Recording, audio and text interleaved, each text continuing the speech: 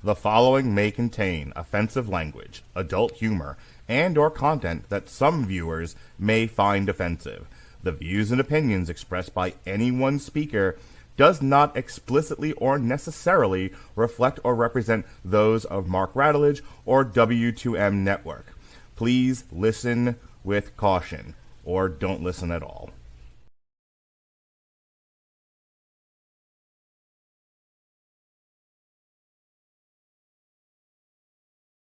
Get ready to dive into the comic book realm where heroes rise and villains take the helm. We're here to dissect the stories and the art of source material and tear the panels apart.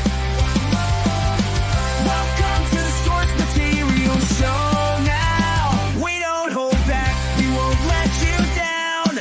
From Batman to Spider-Man, it's all fair game. We talk about the heroes, the villains, and everything in between. Oh yeah.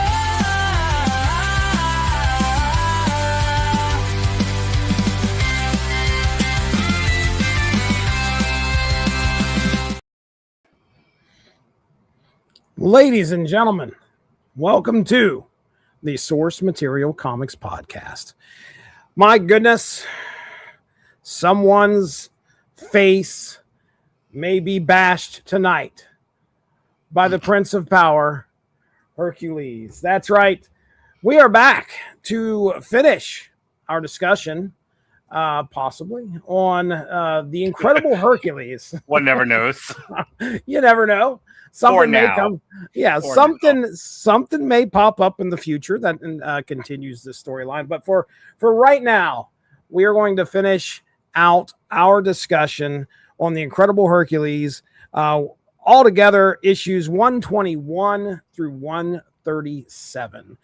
And joining me, of course, is Mark Radulich. He's been here for the ride through Olympia, as you will. Mark, it's been a while. We got through another, what was this, like 15 issues, I think, of Incredible Hercules. Something like that. It was 17. So much World War Hulk. There was a lot of World War Hulk, and now we're going to start out with a story called Love and War. So the war doesn't end there. But Hercules was involved in quite a few wars. Indeed, he was. We learn a lot about that throughout these issues. So, I mean, look, are you ready to just dive in? You got any preamble you want to go through here? Because, I mean, we're continuing what we've kind of talked about already. The last story, the Mighty Thorcules, where he beds the Dark Elf Queen. Yeah, the Dark Elf Queen. There's a line, and it was so funny to me that I was like, Jesse and I like to stop talking comics and just make songs. So, like half of the Radulich and Broadcasting Network music is just me and Jesse making songs from source material stuff. Oh yeah. And I heard this line. This line is fantastic. This, other than "You were the softest, wettest boy," this is the next greatest line I've ever heard. All right. And I tell you, this is the story of my life, Jesse Starcher. The wicked queens are always the comeliest. Yes. Yes, they are. That's a conversation between Zeus, who has been turned into a young lad, and Hercules. And I don't want to get too far ahead of ourselves, but Hercules is, just a fucking machine, man. He's just a banging machine. He's quite the ladies' man. Thinks with his penis, he does. And his hammer, if you will. His hammer, if you will. And so he bangs this Dark Elf Queen, and there's a conversation between fucking Zeus and Hercules, and one of them says to the other, "The wicked queens are always the comeliest," because she's, because this is a male-oriented comic book, and she's drawn hotter than shit. And I was like, man, when I think back on my dating life, most recently, Your National Nightmare, as well as some others, I said, gosh, the wicked queens are always the comeliest. Comeliest being another word for pretty, Jesse Starcher. Yeah. Oh yes, absolutely, absolutely. So at some point tonight, before this night is done, we need to celebrate this idea in song. Oh my gosh, I love it. I love it. Yeah, I know you would. There. Let me just say, I've tended to enjoy this round of stories more than I did the previous discussion that we had. The further Hercules got from Hulk, the better this got. Yeah, absolutely. I mean, there's still a lot of. Go ahead. Also, when they realize that Hercules is not a character to take seriously, he's a character to have fun with. Yeah. You know, a couple of shows back, with the way you edit shows, a couple of years ago, we did a multiple man book, and like there was some serious stuff in there. We had a good discussion about it, but for the most part, it was like this is a goofy book with a goofy character, and the writer handled it as such. Yeah. And I think what I didn't like about The Incredible Hercules Volume 1 was how serious it was. Right. This one, he's a sex having, partying, fighting machine. This is what I wanted out of Hercules. Yeah. This is why I have these two books. This is why I wanted to talk about them with you, other than they were on my shelf. And if I don't talk with you, I'll never read them. But Hercules just whoring and fighting. Yeah, that's my Hercules. Yeah, Jesse, write that down for the song. That's my Hercules. That's my Hercules. The writing team doesn't change either. So they make a conscious decision to kind of go away from what we were getting before, which is great. I kind of dig that the writers actually realized something. I wonder how much of that was editorial, driven by sales and editorial. Yeah, or like correct, or just self-correction. Like they realized that nobody wanted what they were selling, so they were like, "Well, let's go in a different direction with this guy. Here's an invincible demigod. What's a guy with all the power, good looks, and muscle do with his life? Yeah, he has adventures and fucks. That's what he does. That's what he does. Okay, well, let's jump into our first 5 issues here. So this is going to be Incredible Hercules issues 121 through 125. I'll do a quick rundown of our characters. So just sit back, relax, and I'll run down through this, and then we'll get into the story. But of course, we got Hercules. I'm gonna watch the San Francisco Giants Chicago Cubs game. Okay, all right, you do that. I'll yell at you when it's time for you. Give me the Iggy when you want me to come back. Yeah. Of course, we got Hercules. Mark did a great job of explaining who Hercules is here. He is a Greek demigod, son of Zeus, hero of myth, legendary warrior, and in this book, kind of a lovable disaster. Hercules is brave, powerful, and loyal, but he's also impulsive, arrogant, and very much driven by appetite, whether that's battle, food, drink, or romance. In this arc, Hercules gets romance, Jesse. That's right. Hercules gets pulled into a conflict involving Amazons. Yeah, we're going to be talking about the Amazons. And the story plays around with his history with women, his reputation as a lover, and the consequences of being this larger-than-life mythological figure who has left a lot of stories and probably a lot of emotional wreckage behind him. Then we have Amadeus Cho, his Hercules' young partner, and he's often described as one of the smartest people in the Marvel universe. He's not a god. 7th, that's right. he took a quiz. Turns out he's the 7th smartest person. The 7th smartest person. He's not a god. He's not a bruiser, and he's not going to win fights by throwing punches. His power is his brain. He sees patterns. He calculates possibilities and figures out how to survive situations where he should be completely outmatched. And as we get into Unlove and War, Amadeus gets a major role because the Amazons see him as valuable for reasons that are not entirely flattering. A lot of the humor and tension in the early part of the story comes from Amadeus trying to understand what the Amazons want from him. He thinks that they want one thing, but as all pretty girls do, some of them may not exactly want what Amadeus has to offer. Goodness, does that come from you, Jesse Starcher, defender of women far and wide? I would say them pretty girls, they break your heart. The comeliest and most cruel. Yes, indeed. All right, and then we have Princess Arteme. who actually becomes Queen Artemis here. She's the Amazon leader, and she is really the main antagonist of the arc. She is ambitious, ruthless, and absolutely committed to winning this war against men. Her goal is not just to win a battle or defeat Hercules. She wants to reshape the entire balance of power. She is after a big reality-changing object called the Omphalos, which I think has origins in Greek history, I'm assuming, or Greek mythology, excuse me. And once you understand all of that, you understand the spine of the whole arc. Artemis wants the power to remake the world according to her vision. She's not just a warrior here. She is a political figure. She's a strategist and someone who believes she should be in control.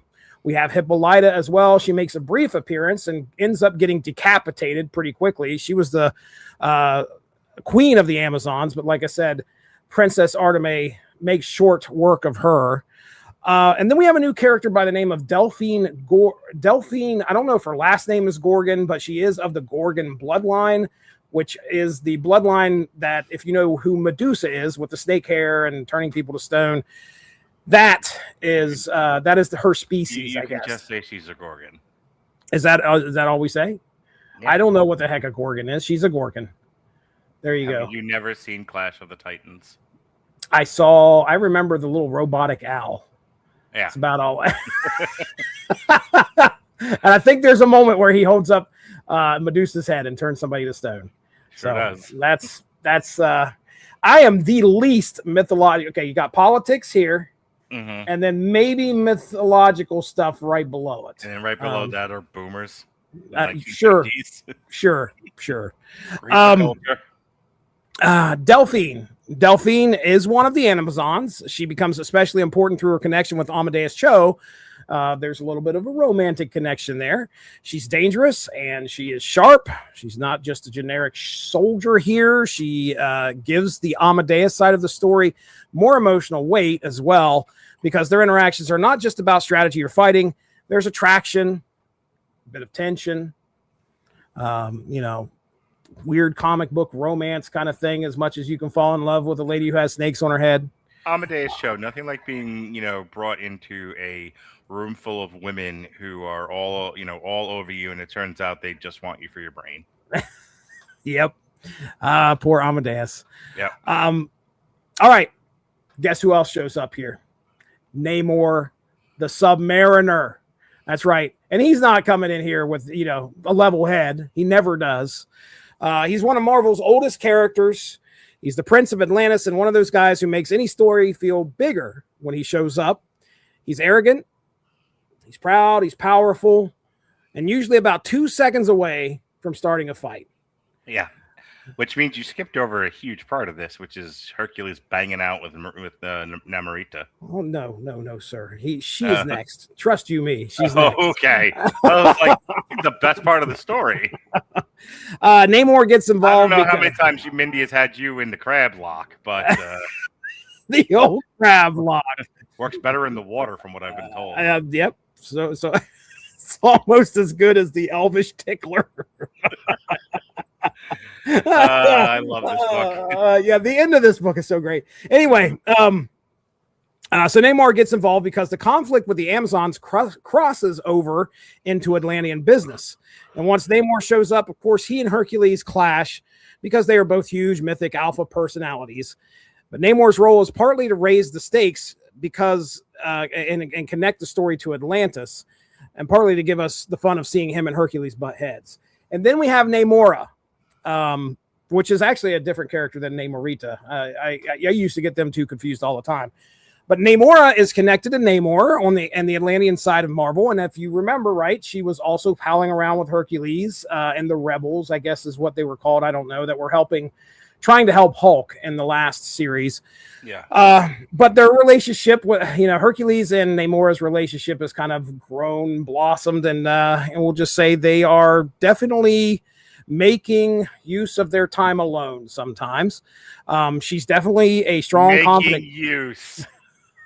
That's what I call it. I said, baby, the kids are gone. You want to go make use of this time we have? Trust me, those Mark, are what's words happening that are in said. this scene? He's banging around. He's fucking all night long. He's He's giving her the old dick. Which Jesse, what's going on in this scene? He's making use of the time. Lawyer. So anyway, she is very much capable of standing alongside these larger-than-life characters. She also gives us a different view of Hercules because he's not just the mighty hero in battle here. He is also someone who can get emotionally caught up and maybe discover that not everyone sees romance the same way he does. Hercules falls head over heels for Namora. Like, he's wanting to take it to the next level, and Namora shuts him down in this. I can't remember the exact line, but it was something like, I know what your reputation is. We're just here for fun, pal. Right. And like, you didn't know that this wasn't a thing. Then we have the Poseidon. I'll go ahead and lay out Poseidon here. One of the Olympian gods, Hercules' uncle and the god of the sea. That makes him an important bridge between the Olympian side of the story and the Atlantean side of the story, because Poseidon has significance to both Hercules' world and Namor's world. His capture, which is by the hand of the Amazons there, helps pull the different factions together. It gives the story some of its mythological stakes. He's not necessarily the emotional center of the arc, but his presence matters because it reminds us that it's not just a superhero fight here. This is a conflict involving gods, kingdoms, and ancient power structures. And then finally, we need to talk about the Amazons, because the Amazons show up here right at the beginning. And actually, if you look at the cover here on the left, it's right behind Mark.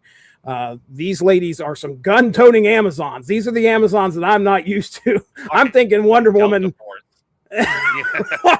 I'm thinking the Wonder Woman Amazons, swords, shields, and all that stuff. But no, this is not the case. These Amazons are militarized. They have guns, missiles, advanced weapons.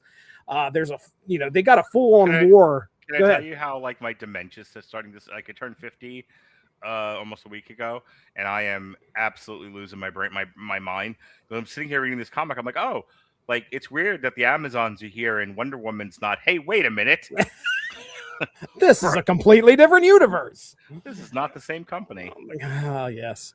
But it was weird to think about like the Amazons without Wonder Woman. It is. It really is. Artemis is a character that I've talked about in DC. I think that is who Artemis is sort of based off of. I wouldn't say it's, the DC character, but, that's the mythological character. Mm-hmm. I'm guessing. But anyway, I saw similarities between Artemis and Artemis here in this book. But anyway, the Amazons' conflict is framed as a war against men, but the story also uses them to explore power. The question becomes, if the oppressed or excluded group gets control, do they create a better world? Or do they repeat the same abuses with a different group on top? The story does not get incredibly nuanced with that idea, but it is definitely playing with it. So there's your main players in Love and War. And I'll talk about some of the specifics of the story here. And just bear with me, Mark. I'll toss it to you here in a few. So coming right after the whole God Squad storyline where Hercules and the other gods are dealing with the Skrull gods, this definitely feels like a detour. Oh. Right? And I don't mean that negatively in any way. This feels like the book saying, okay, we've done big cosmic god war thing. It's time to let Hercules and Amadeus get them into another weird mythological superhero adventure. This story was easy to follow. Princess Artemis wants to win the war against men, and the way she does that is go after the Omphalos. I don't know how to say it.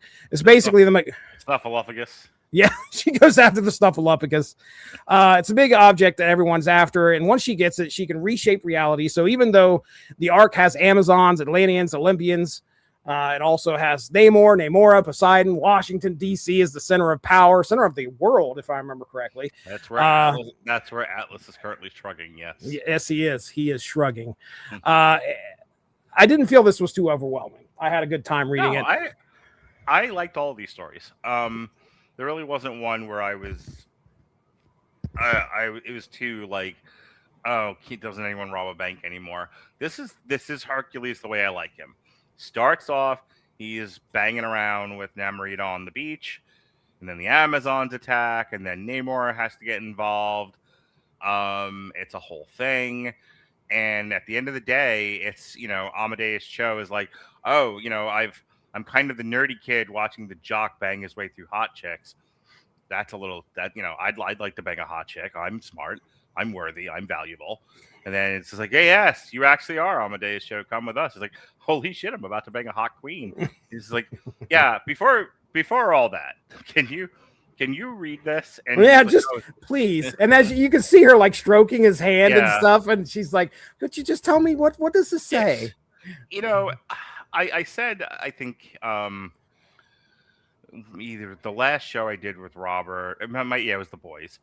I kind of blurted out. I was like, God, I wish the writers of these comic books would touch a boob every once in a while. On the other hand, this is demonstrative of the fact that not only are these comic book writers like have touched boobs before, but they have experienced pain and loss with women in relationships. Because there's no way you don't have lived life experience writing that segment of the book. Yeah. Where you're right. She's like stroking him, and he's like, well, my brain works better when I have fuel, and I'm kind of running on empty here. I need like candy and stuff. And she's like, I hear what you're saying. But, There's something else. like pulling her Get shirt you down. going. like could you please just do what I need you to do? But what about this word right here? But, Yeah. Granted, it's hard for me to have this conversation with you because you've been with the same girl since 1947. But every time I talk to you about this, it gets different. But We met during the war. Jesse was stationed in Italy. Oh, that'd be great. Mindy was a nurse. In the army. But it's a Florence Nightingale thing. Anyway, instead of me writing Jesse's story, let me go back to the point that I was making. It's a very girl thing that I've seen happen where it's just like, I don't really want you. I want something from you, but I'm willing to trade to a certain point, depending on the girl and depending on the situation, enough of my body to get you to do what I want you to do. And then once I've gotten what I need out of you, that's it. Back into the clothing we go.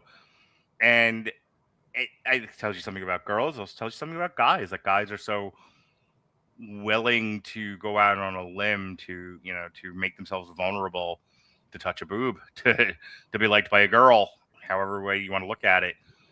And this is like they'll fall for it. Yeah, this is going to be, I mean, not to get too crass here, but this Yeah. is going to be Amadeus Cho's first time, most likely. I mean, this is I keep forgetting how old he was. He is 16, I'm pretty sure. Okay. Because I feel like when things start with Amadeus Cho, he is much younger. Like, he's like 13 when shit begins. But like time has passed. Yeah. But yeah, Amadeus Cho. I mean, like, and what teenage boy doesn't want to get laid by a hot girl? They all do. They all do. Any teenage boy, I don't care how nerdy you are or whatever. Like, if there's no pain or sacrifice involved, and a hot chick just throws herself on your penis, you're going there. And for those of you just like, not every guy, okay, yes, there are some gay boys that don't want other gay boy ass. It's fine. But my point is, what teenage boy doesn't want sex when offered by whatever it is you find appealing? Let me steer you. Go ahead. If you got more to talk about, feel free. Well, I'd like to talk more about sexual, reproduction. Wait, we've talked about that already. I'm a cool writer, ladies and gentlemen. It's cool. Listen to me. What I'm saying is, like, I think the writers handled that all pretty well. And then I think his, like, when he realizes he's been had, Amadeus Cho is like, what the fuck? And then there's the Gorgon chick, who's Delphine, I think it is. Yep. Who's hanging around, and she's like, I can't. She's like, I kind of like you. I kind of like you for you, though. But what I know about you, it's not much. But I can't show you how much I like you because I'll fuck up the boss ladies thing and I'll fuck myself in the process. Right. So like all of that stuff. See, the difference between this and the God Squad story was how everything I've talked to you about was a very human story. Take the superpowers out of it, take the Greek mythology out of it, take the fantasy elements out of it. It's a guy getting manipulated by an older, wiser, powerful woman, and then and another girl, more in his cohort, liking him, but feeling like torn between her loyalty to the boss and what she wants for her own heart. And in between is there's this boy who, thinking with his penis, and feeling used, Yeah. And I'd like to say to Amadeus show, won't be the first time, not the first time, won't be the last time. Oh, Wait till you get married. So so I liked all of that stuff, and I liked the way the writers handled it. It's the kind of thing that happens a lot in this book that kept me invested. Like I sped read a lot less this time around than we did in the last book. Yeah. Again, that is a good showing of the writers like learning what's working, and they're changing things up, and it's making it more interesting, or they're at least using situations that make it more interesting. According to my notes here, I've got to talk about like the image that I almost changed my Facebook picture to. I came really close, almost did it. I'm probably going to do it here later at some point. So Hercules has the Amazons escape with Amadeus Cho. All right. Mm-hmm. And Hercules, Namora, and Namor, they're trying to figure out like, okay, where's he at? He's at this base that some kind of Atlantean base, I believe, that they have taken over, christened it New Amazonia, whatever. So Hercules this whole time thinks that they have taken Amadeus to have their way with him to sire some bloodline or something like that, right? Yeah. Amadeus is in the bedchambers of Princess Arteme. Okay? And here comes Hercules. He's on a little jet ski, and he thinks he's just going to go and knock on the door, but he sees through the window. Pay Right. attention to me, Mark, because I'm about to do it. He sees through the window, and Amadeus is in there with Princess Arteme. Mm-hmm. And Amadeus kind of side eyes and sees Hercules, and Hercules has this huge grin on his face and this big thumbs up. It was the funniest damn thing because he's like, like, go get her, kid, go get her. And I thought that was the great, because the art on the artful take on Hercules' face and his emotions were absolutely perfect. So anyway, that moment right there, he's like, good job, kid. But then he has no idea what actually is happening. Of course, Amadeus doesn't either. What do you think about Namor showing up and being involved here? I mean, like I said, it seems like always a big deal. You agree? Yeah. The comics always, I think, did a better job of feeling, making you feel like the world was a lot bigger than not. By this is a deal that involves water and and this and that, and so why wouldn't Namor get involved? Namor. It also they abducted Poseidon, like, and that he's like, where's my god? Like, sometimes like in the movies or TV and stuff, like you can't involve what would logically be a character that you should be involved with because they don't have the budget for it, or they have to keep the scope small. It also reminded me of what Black Panther did with the Namor character, where I've never seen that movie yet. You haven't seen Black Panther 2? I've heard everything about it, but no, I've never seen it. Go ahead. Well, I said this on the review at the time. Like, I'm not going to fault the guy. The guy did the best job with the material he was given. The problem is they didn't write. They invented a new character out of whole cloth and named him Namor. Mm. The Namor that I know is the one that believes Sue Richards belongs to him. Right. That he's so arrogant and so powerful that if he, flippantly, what's the word? Anyway, where he just decides that this is the way it's going to be, right? And I'll use and to make sure for well, that's how it's going to be. Like that's that character. He has no time for your bullshit. Right. I think that's why I haven't watched it. Like, I think Namor without the Fantastic Four just felt really off to me. And I think that's, there's just something missing there. But because the Namor was an invader, and he was, he's been with the Avengers, but he's just as much a bad guy as he's a good guy. Mm-hmm. He can just as much make life difficult as he in a lot of ways he doesn't operate any differently than any of the other like god figures do in these books, like Odin or Zeus, where they just have no time for anyone's bullshit. They have such like narcissistic tendencies that I watch him and he's so quick to fight because he's right. Because again, like when you're like a big tough guy, you would go to your strengths first. Mm-hmm. So I like this part of this. I like this first story, and I think you haven't talked about it yet, and so I'll just kind of start it and then I'll let you tag back in. But I like the bit where they go into the alternate universe.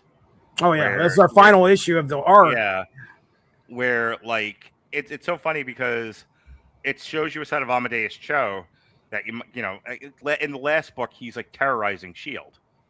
In this alternate universe where the women run everything, he's a it's the word I'm looking for, opportunist. Mm. He's a suck up and an opportunist, and Delphine calls him out on it. I think it's at the end when it's all wrapped up, where he's just like, I can't really be with you. I've seen what you're like. I've seen the true you. He was like, but it was an alternate universe. He was like, right, but that's what you would do under those circumstances. Yeah. So if those circumstances show themselves in this life, what would stop you from doing it again? And I actually think it's a brilliant point. Yeah. By the way, the alternate reality stuff, I don't know why, but I wanted to stick around there for at least another issue. I dig that kind of stuff. It went pretty quick. So just to kind of give everybody an idea, our listeners an idea of what sort of happens here.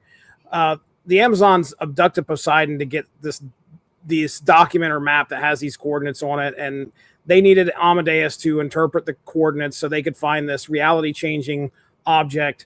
They find it, they change reality, and the final issue of the arc is the Amazons have taken over. What's interesting is that, as the Omphalos is going between hands, everybody can see the other reality that everybody wishes for as it touches them.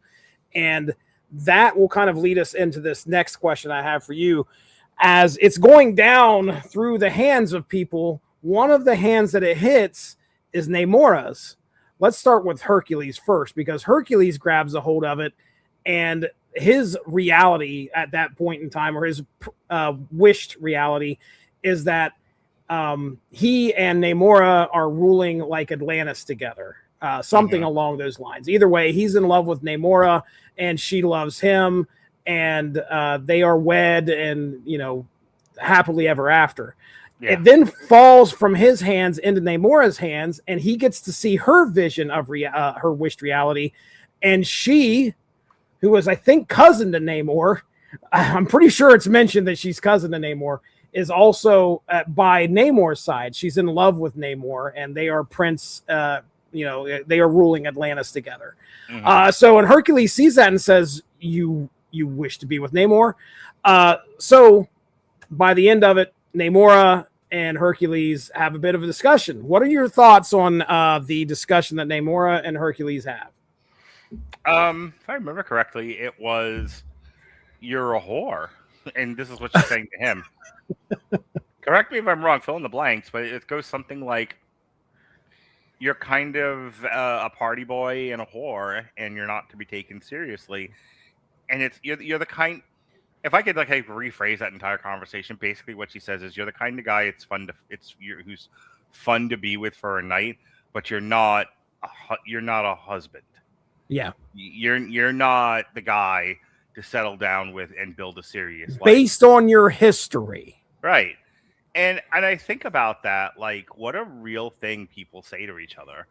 If you think about like the kind, I mean, you were in college. I could I know you were still with Mindy, but like you certainly observed this when you were in college, where there were girls who absolutely chase guys because of clout, dick. Oh yeah, yeah.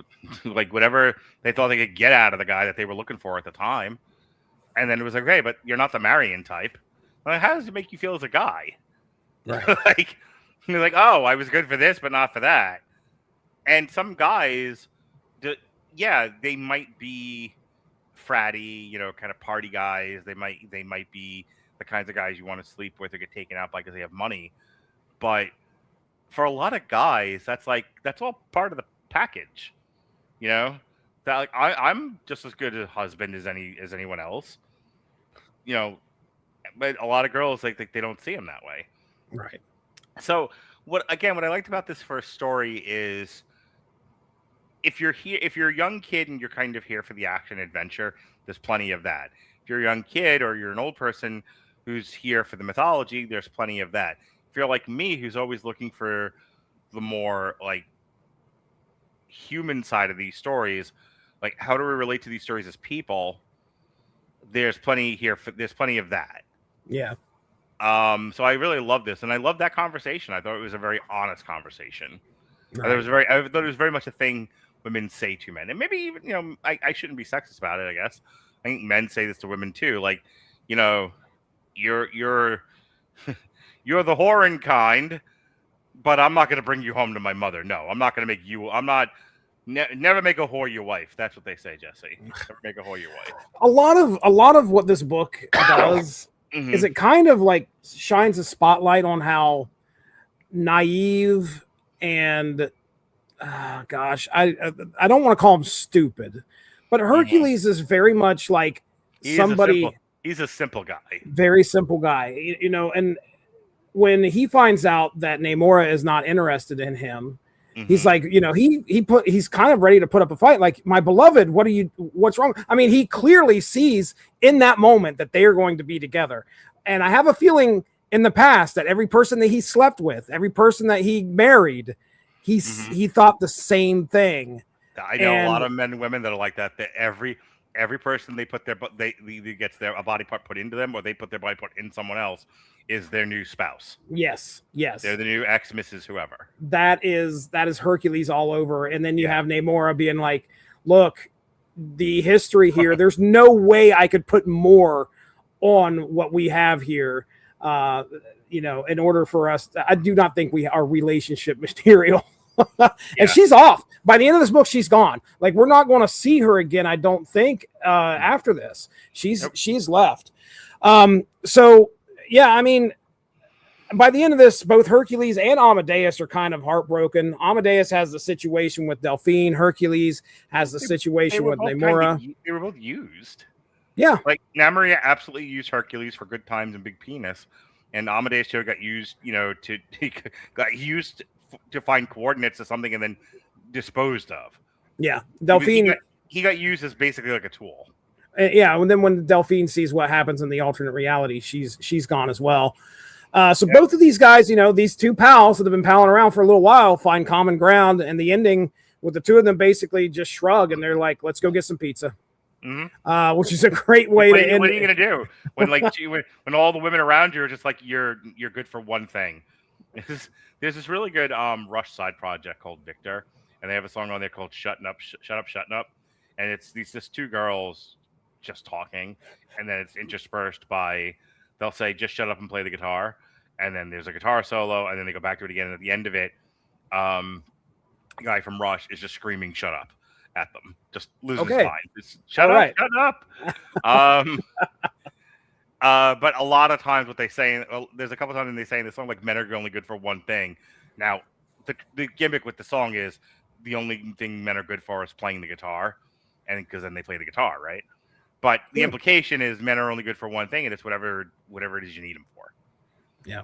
Women use men for money. Women use men for sex, just like men use women for sex. Some men use women for money. They find women that will take care of them, and it's not even like a sugar mama thing. Some of it's, I'm a young guy, let me find this old lady that I can satisfy, and she'll take care of me like a child. And then there's just manipulative, psycho, lazy, halfway homeless pieces of shit who find dumb girls to take care of them.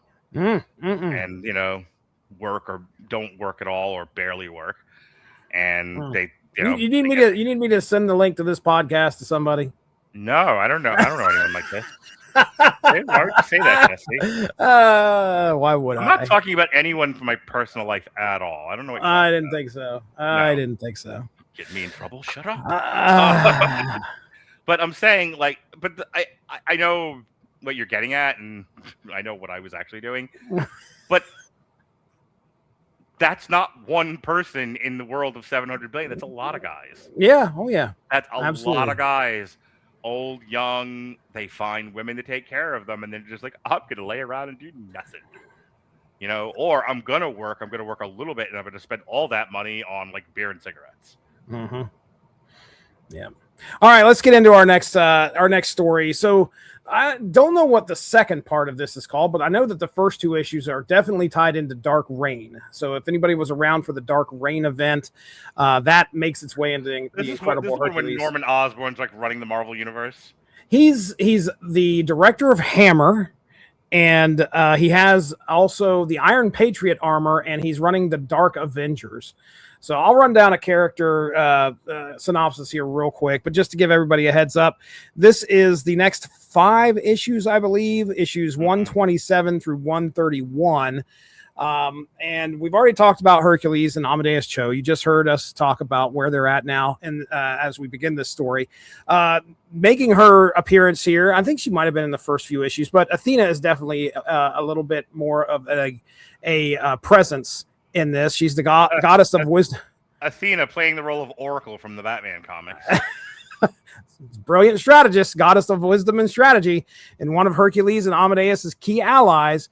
She presents herself as a guide, but she is also a master manipulator. And by the end of this story, it becomes fair to wonder how much of that of what she does is truly for their benefit.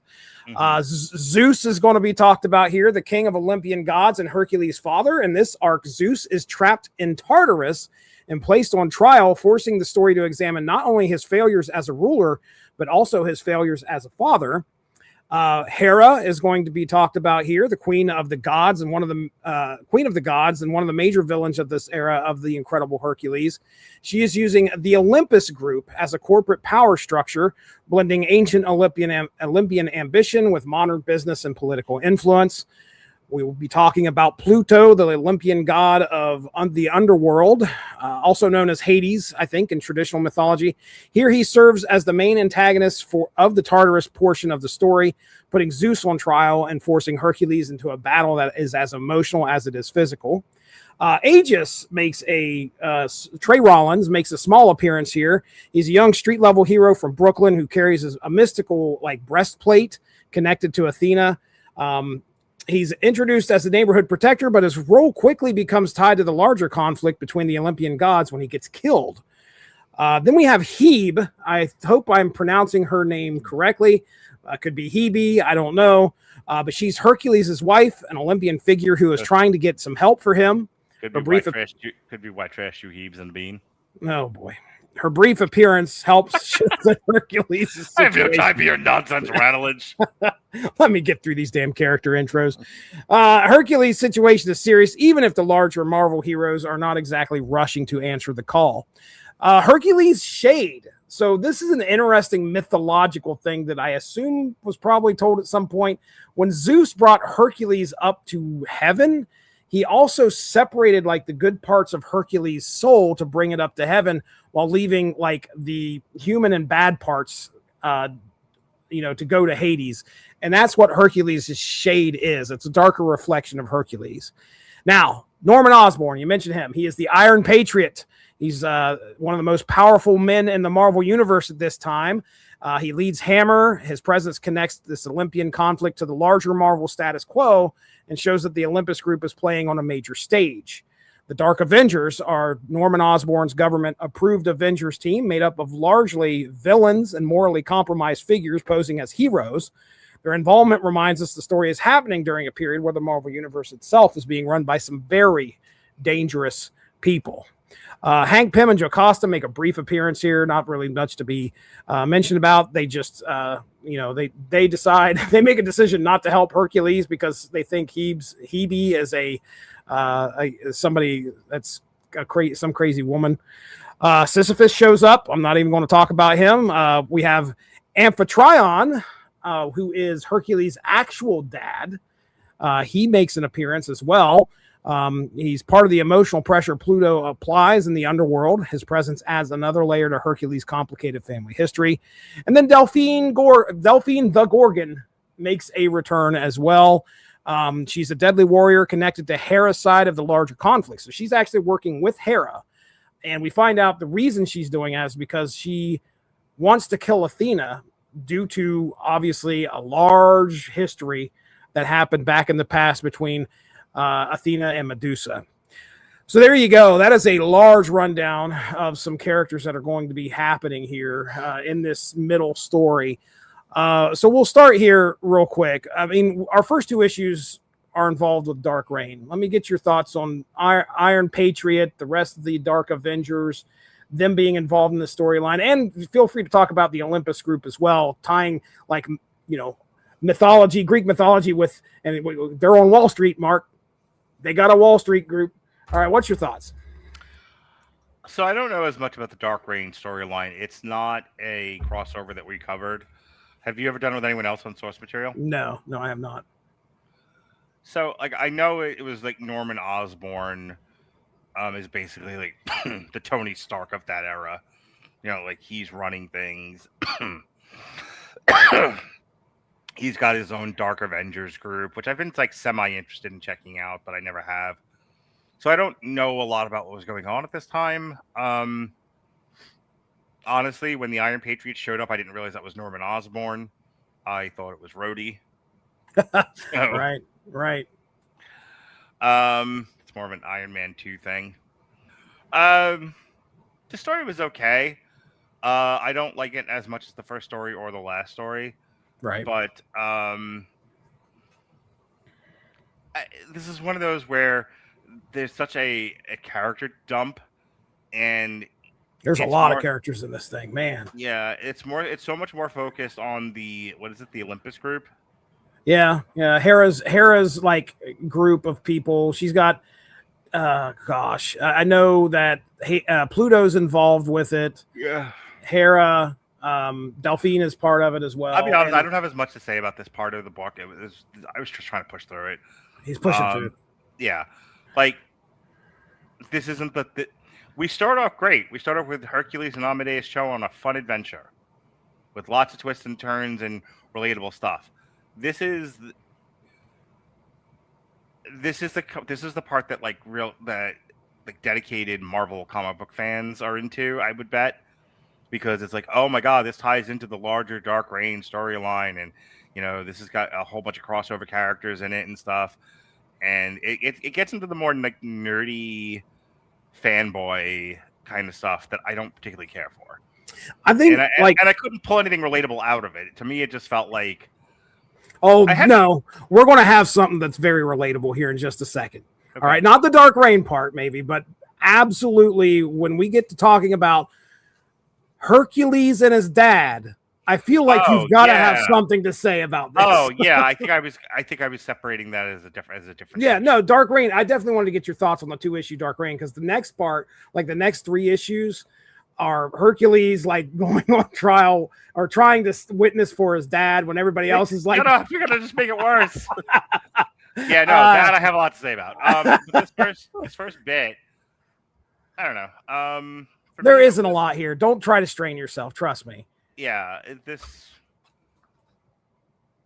what I wanted to say, and let me say this, and then I'll turn it back to you. Sure. There are parts of this book. I was at the Naked Swimming Hole last night, and we were talking to another couple, and she was telling me about the kind of books she reads, and she likes to read, them romance fuck books them girls like. Though she was not so much into the inanimate objects stuff, like pumpkin spice lattes and doors and pillows. She was just I just like the violent sex part, not the inanimate object sex part. Okay, good. Oh, okay. Anyway, she's like, oh, what do you read? And I'm like, comic books. Shoot. Like I'm talking to somebody who reads white papers and stuff, and oh, I'm so dumb. Yeah, you idiot. You need pictures. Yeah, she's telling me about the trash she reads, and And I'm ashamed to admit that I read comic books to this naked woman that we're in the pool with. So anyway, but I bring that up because as I was reading this book, a couple of times I would flip to the back to look at like the UPC symbol, and it gives you like what the genre is, Okay. and I'm really curious now. teen plus. Oh, well, that's It's not a genre. That's a recommended reading. That's like your rated R. yeah, that's what I meant. That's your rating. Yeah, and there are times where I read these books and I don't feel like the same sense of shame because you and I have some like Not All Robots when Evan and I did the Surrogate, I believe it was, Layla Starr. You know, you and I have read some heavy books with some heady topics. And Evan and I have read some heavy books with some heady topics. But some of the stuff we read is just pap level. Here's something for the wee boys, and that's it. That's the intellectual Right. level that this is at. Right. And I think that's sometimes like why I reacted to things the way that I do, because there are times where the very same subject material is written at least from my vantage point, a higher level. Like, I wouldn't give Nameless to Jonas to read. Right. I would give him this. See what I'm saying? Right. So that said, there are parts of Hercules that I thoroughly enjoyed, and I didn't feel like I was reading a book meant for a 12-year-old boy. Then there's the Dark Reign section, and I couldn't get through it fast enough because the shame monster was chasing me. Why am I reading superheroes? Why am I reading a nothing book for a 12-year-old boy who likes action, adventure, and powerful figures and Greek gods and stuff? Like, it was just like, yeah. Some stuff doesn't remind me I'm reading a comic book, and some stuff definitely does. This is definitely, hey, we have a Marvel event going on. Your book needs to be a part of it. Oh, okay. Yeah. All right. Give me 2 issues. I'll draw the Dark Avengers in here, and we'll get her out there. And God, that's how it felt. I will say that the one thing that you can pull away from the Dark Reign storyline, essentially, the guys figure out who the Olympus group is. Amadeus starts tying stuff to the death of his family. His family got killed shortly after he won this contest that was sponsored by the Excello soap company. And that's where they first encounter the Dark Avengers along with the Olympus group, the villains that are there. But the other thing that kind of leads us into the next part is Athena starts to realize that Pluto's hanging out with these people in the Olympus group. Therefore, he's not ruling over Hades right now or wherever, the underworld. And therefore, there's an opening because Zeus has been dead. Let's go get Zeus. Let's bring him back. So that is where we end up going into the last 3 issues where Hercules, Athena, and Amadeus Cho head into the underworld. Now, usually, when we get into the whole mythology parts of stuff, I mentioned this on the previous podcast, that's not my favorite mode of this book. Like, I don't like that. I like Hercules and I like mythology somewhat, but sometimes when it leans really hard into the Olympian family trees and ancient grudges, and I just speed read through that. Right, I can't do it. So, hey, can I tell you something else I noticed about myself with this book? I have the same problem reading these trade paperbacks that are this big, because I can usually don't care as much when it's 4 or 5 issues. Yeah, but when it's something like this where it's longer, I notice that I have the same problem with this that I have to do with binging a television show. And Robert brought this up when we talked about The Boys, is like how much is repetition, how much is recap, how much is characters telling you what happened in a previous episode. Yeah. Because the way TV used to be written, you had to wait a week. Sometimes you had to wait a few months because it was like over the winter break, or it was the season finale and then it comes back after the summer and we have the next season starting, like something like Young Sheldon, and they have to recap events that have happened, to get you where you are. Same thing with comic books. they have to constantly like tell you what happened, and like first spend the first 4 or 5 pages telling you what happened in a previous issue. Right. I got to recap things. And let me tell you how much I skipped all that. Drove me nuts. I hear you. I hear you. I find it interesting that in order to get to the underworld, it's through a casino in Atlantic City. That I loved. That was great. And there's like Janet Van Dyne, go away. I'm trying to come back to life.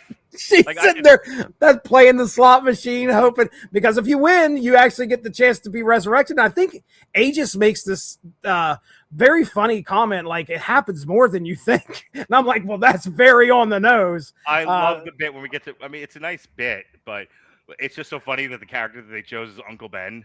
Oh yeah, yeah. Uncle Ben's there. He's in the or by the Elysian Fields. There is. So anyway, they got to get they make their way through. They get to the they get to where they're going to cross the river Styx, and Charon, whoever it is, the guide looks at Hercules, is like, no, you're not going to cross, because last time that happened, I got my ass whipped. And he's like, you owe me 10 coins. He says, you owe me a coin for every soul that you've sent my way. And the guy's like, Hercules is like, okay, how many is that? And he's like, 10. And they're like, oh, that ain't too bad. 1,000. And then they have to go back up, and Amadeus is up there. And of course, this is where we get a fun little interaction there in the casino. Either way, they finally make their way to the underworld. Give me your thoughts on the whole trial of Zeus. We have Hercules, who just wants to do right by his dad. He wants his dad to love him. And Zeus is one cold mamma jamma. Reminds me of my own dad. I specifically said this to ChatGPT when I was making my notes. I was like, Mark is going to have something to say, I'm sure. This reminds me of my own dad. Like, my dad could be dealing with a dilemma, a problem, and I could have the solution, and he won't listen to me because I'm his moron son. I looked at Hercules and Zeus, and I saw me and my father. Like, Zeus has no fucking patience for his kid. He's like, but I can help. I'm useful. I'm competent. I'm heroic. I've done good things. I don't give a fuck. You're my asshole son, and I would rather die. I would rather die than have you save me. I said something. I'm not going to get into the specifics of it because it's a bit dark, but I said something to Erica today about like my dad, and if he ever got like full-blown dementia or Alzheimer's, if he ever got to the place where he was no longer in control of his faculties, like what he's asked of me, like I'm not gonna say any more than that, but I probably can imagine. Take a swing. But yeah, like that's what it reminded me of, like this. And the thing of it is that my father and I are not particularly odd in where that's concerned. A lot of parents, and like I don't remember what your situation. I think your mom's still alive. Yeah, but mothers are not fathers. I know, like, I think your dad's passed away, isn't he? Yes. Yeah. So I don't know how often you've had this conversation with your father where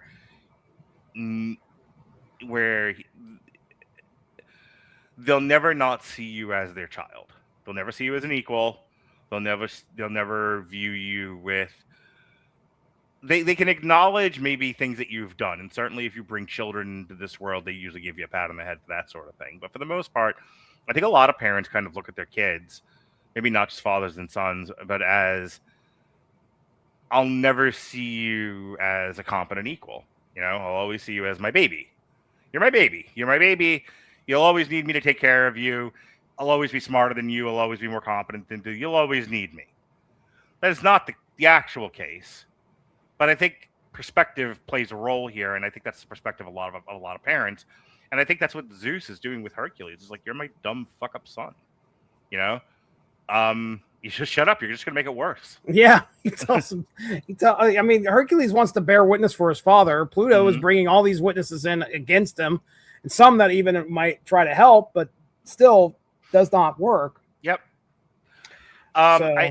There's a lot of talk these days about like children cutting off their parents, their boomer parents, and I wouldn't do it to mine for a variety of reasons. As angry as I get, but I can see why other people do it, and I think it's partially because of this that we're talking about. You know, you just get tired of feeling like nothing you do is enough. Mhm. Like we do that to each other, you know. We do that in relationships. You know, I never feel like I'm enough for you. You know, I can't do enough to make you happy. It's even worse when it's your fucking parents. Nothing you do is ever right enough. Nothing you do is ever good enough. You can't ever, for many, not for everyone, you can't ever get to a place of feeling validated by your parents. And I think some of it, like I said, is age and personality types, where it's just like, I can't admit that you're good and that you're even better than me. That would make me feel bad. And I'm not going to deal with that. Like, I'm not going to take that fucking identity injury. Right. Right. And deal with you being better than I am. Go fuck yourself. Right. So instead, I'll just tear you down on an ongoing basis. And to me, that was the Hercules Zeus dynamic. I think it's hilarious because they turned Zeus into a kid. That's the resolution of that story. And it's a snotty, bratty asshole kid who has no respect for Hercules. And Hercules has to tout him around. Yeah, and it's, you know, and it just hits different when it's a kid, not like an old person. Mm-hmm. Like in an old person, you kind of like expect it and you just sort of absorb it. Like, yeah, you don't take shit off a kid though. Right. Yeah, and this kid's running around. Yeah, I love that. My favorite gag in this story, and then you know, we'll get to the end of this. My favorite gag in this whole arc is the fight between Hercules and Hercules' Shade, and the Shade like tosses Hercules through the underworld, and Hercules ends up hitting Sisyphus's rock, and then the rock explodes, and Sisyphus is like, "I'm free," and then all of a sudden the rock appears right behind him. That's great. Yeah, by the end of the book, you know, what we end up finding out, Amadeus, Hercules does a really great thing. He tells Amadeus Amadeus finds out that his parents are on oh my goodness, in the Elysian fields. And the way that they have to get there is Aegis and Amadeus have to take a boat. But anyway, Hercules looks at him and says, "No, you need to go see your parents, at least to talk to them." And Amadeus is really worried about what his parents are going to say, because his parents died because of something that he did. He won that contest, and he was late getting home after the contest, and then his house exploded. And of course, we find out next story arc why that happened. But regardless, when he finally gets to meet his parents, he also had a sister named Maddie. And he asked his parents, like, "Hey, where's Maddie at?" And they're like, "She's not with you." So we find out that his sister may still be alive. That's going to be a big thing that drives Amadeus in this next story arc. So that's one of the big things. And then, yes, Kid Zeus is how I'm going to refer to him from here on out. Basically, my name is Kid Zeus. Kid Zeus. Zeus loses the trial. He's found guilty, and he has to drink from the Lethean waters, which I swear is a lyric in a Clutch song, but I could not find it. Lethean waters. Anyway, he drinks from the Lethean waters. It wipes his memory, and it also sends him back to the real world, and he's a kid now. So the Hercules and Athena, by the end of this arc, are tasked with they need to hide Kid Zeus. Okay. They need to hide Kid Zeus. They need to hide him, because if Hera finds him, Hera's going to kill him again or do something. I don't know. It's bad. They need to basically get him out of there so that Hera doesn't find him. Now Amadeus comes up. They're all standing outside of the casino. Amadeus is a changed kid, because after he finds out that he has a sister, he also starts putting things together. Remember, he's the seventh smartest person in the world. He starts to realize that there has been somebody that has known about his sister, that has known about all of this, and has been leading him down this path. And that person is Athena. So he doesn't trust Athena at all now.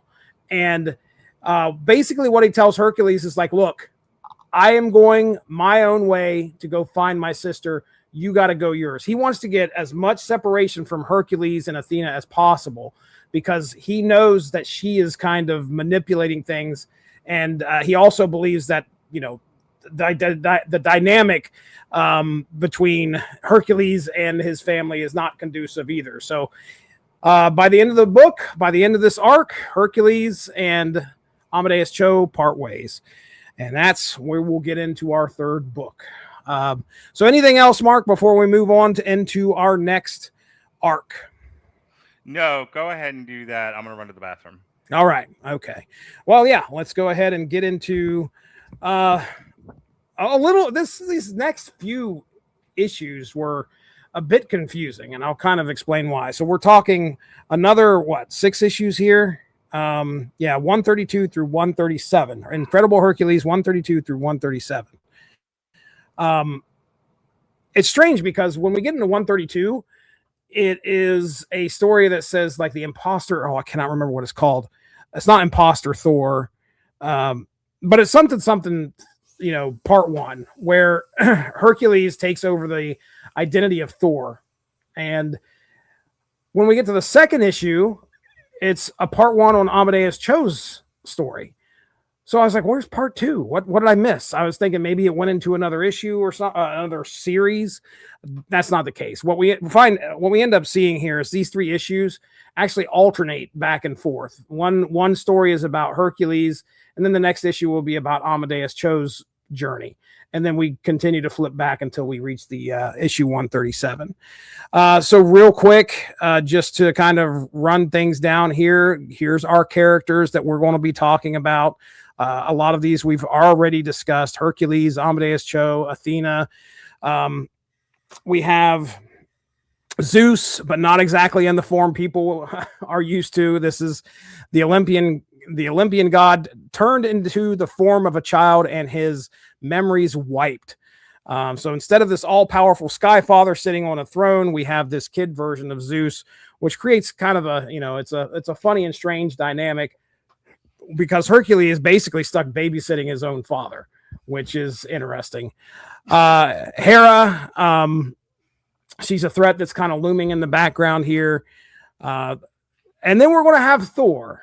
We're going to have some Asgardians make their appearance. The Norse god of thunder will be in this. I'm so confused by this because I thought Thor was dead. They said he was banished from Asgard. Right. So, and I guess I was confusing that with which we're going to do this in a few months. The Straczynski run, where they build Asgard on Earth. Okay. All right. And Thor has to remember who he is, and he has to collect different Asgardians who have human identities now. Okay. And nobody remembers that they're Asgardians until they come across Thor. Okay. All right. Yeah, that's definitely not this. Yeah, that's what I thought this was, though. Yeah, he's banished from Asgard, and he does not appear in Asgard in this story. So apparently, I'm assuming he is still banished. We have Balder the Brave, but he's not exactly Balder the Brave. He shows up and he puts Hercules on a quest, and we find out that it's actually Malekith. Malekith is one of Thor's major villains, the most infamous dark elf that's out there. He's actually been dethroned and replaced by Queen Alfleece, I think what her name is. She's the ruler of the dark elves of Svartalfheim. She has taken charge after Malekith. She is not just some random fantasy queen sitting in the background. She is powerful. She's commanding. She is politically important. She also becomes a major part of the comedy and tension of the Hercules side of the arc, because Hercules, being Hercules, tends to complicate any situation involving a strong, attractive queen.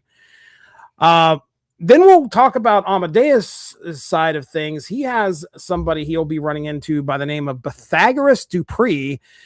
He's another super genius, which I think is he's the 6th smartest person in the world. He's one rung above Amadeus Cho.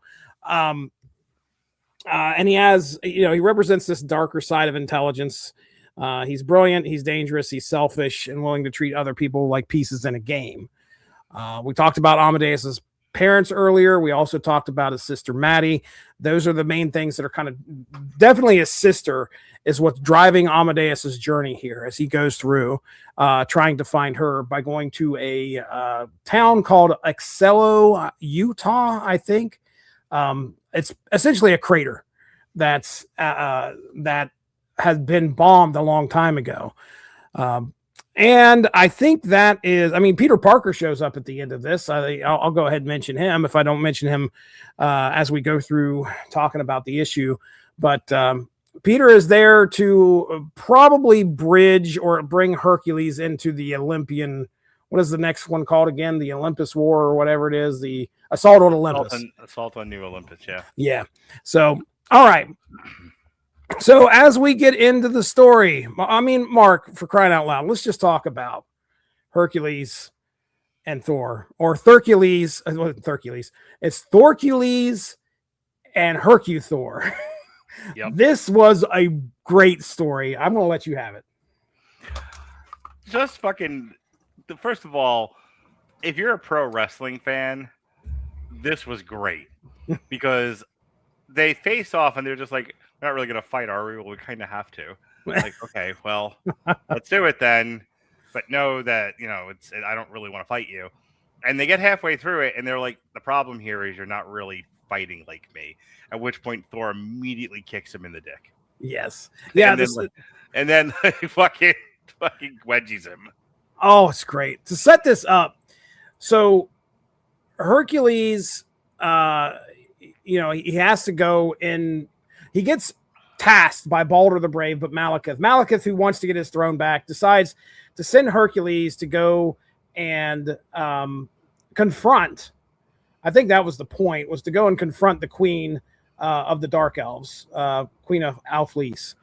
And he says, but in order to do this, unfortunately, you have to dress up as Thor. They have to believe that you're Thor. And he's like, okay, not a problem. So he dresses like Thor. Could not have been happier to be wearing the Thor armor. So great. He goes to the storage locker, brings out his mace, and there's an enchantment that's put on it so it looks like Mjolnir. So he's just, he's all excited.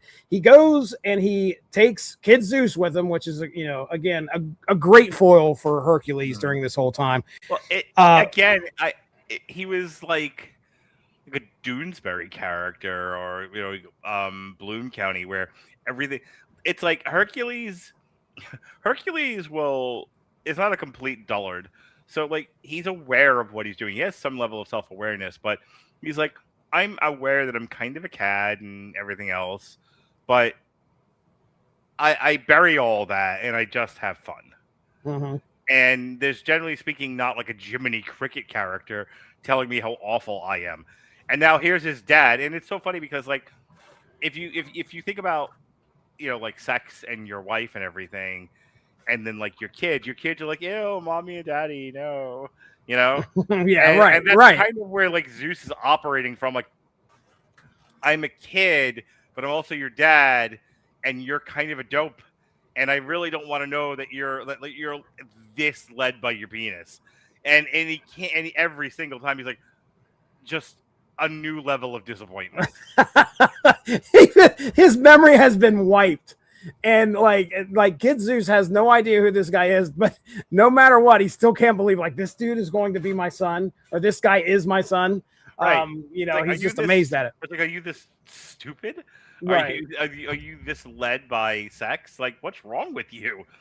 It's so funny, and then because Hercules is banging the elf, it's just one of those moments, by the way, where the whole lead into that is, am I the only one seeing this? Like, really? You're all this stupid? So then he has to go find something to do. He don't want to watch them have sex. Right. He goes to the library and he reads, like, yeah, hey, dipshit, do you know what you've done here? And tells him, like, you now have to declare war on Asgard. Right. She comes out of this. She still believes he's Thor, which he has to go through some trials, and 2 out of 3 ain't bad, if I remember correctly, is what her words were, to prove that he's Thor. He kept lowering the bar because she wanted some of that Hercules. Yeah.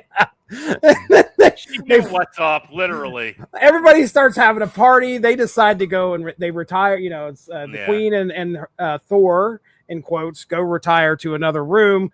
And then he wakes up the next day and we find out that he's consummated the marriage that he had no idea that he was doing. So now we have a dark elf that's married to Thor, and she's like, all right, now we have to go invade Asgard. And he's like, wait a second. I didn't mean to do this. I did not mean to do this. And he's like the whole time, like trying to think, I'm gonna figure out a way out of this. Yeah. Well, luckily the Warriors 3 are sitting there peering in on all of this going on. And they're like, well, I guess we've got our own Hercules here. And you turn, and then by the end of the issue, you see Thor standing there dressed as Hercules. And I was like, holy crap, this is going to be hilarious. So yes, Hercules. Thor's go ahead. Serious character. He's played for laughs now in the Marvel universe, but it's one of the things that Pat used to remark at. Like, Thor wasn't like a funny guy, right? Like Thor, because the Marvel movies are like ashamed of the Thor character and they can't take it seriously. So instead of treating Thor as this serious warrior person, who the whole reason why he had to be Donald Blake, I think it is to knock him down a peg. Because he was not only serious, but he was arrogant. Right. And so Thor had to learn humility. That was the whole reason he was on Earth. That's his whole character. But when he was with the Avengers, he was serious. And he was, throughout his own comic book, he was a serious guy. Like, that's what set Hercules and Thor kind of apart from each other. Was if Thor was, I can't remember which one in the Odd Couple is the serious one, but Thor is like, Felix, and Hercules is Oscar, or whichever one is serious, which one is fun. Or like 2 Men, not 2 Men and a Baby, 2.5 Men. Where one is the Charlie, Hercules is the Charlie Sheen character. Yeah. Thor's John Cryer. Yeah, Thor's John Cryer. That's the way it's always. Not so much of a pussy, but that's right. Yeah. And so here, Thor, this very serious. That's why this works.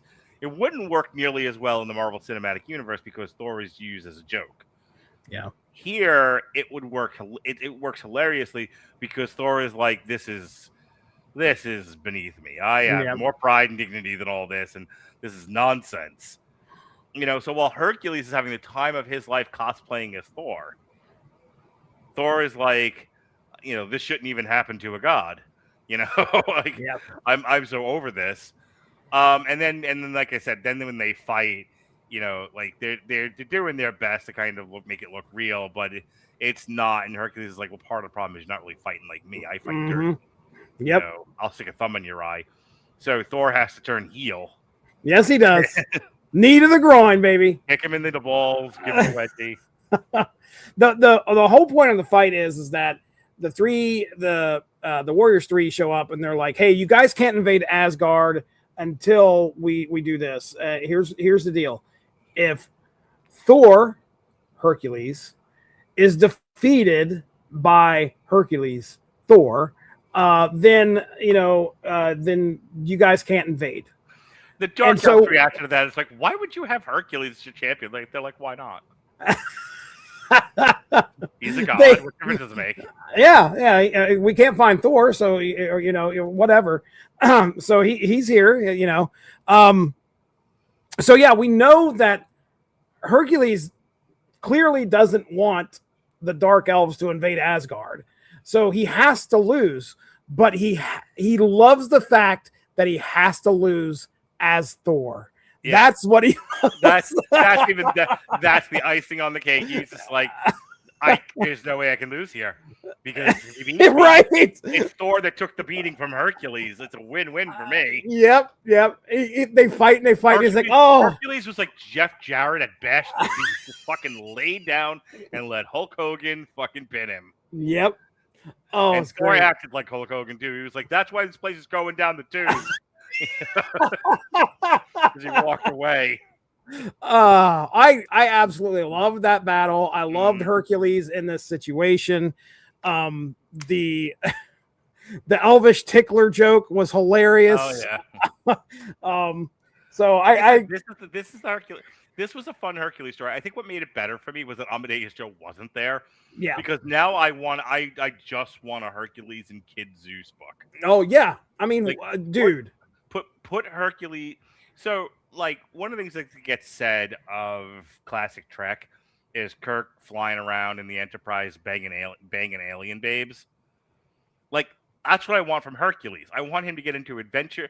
Like give me a slightly more like R-rated Hercules book where he's just banging broads, getting involved with ne'er-do-wells, and Kid Zeus is there the whole time, like fucking, boo-boo.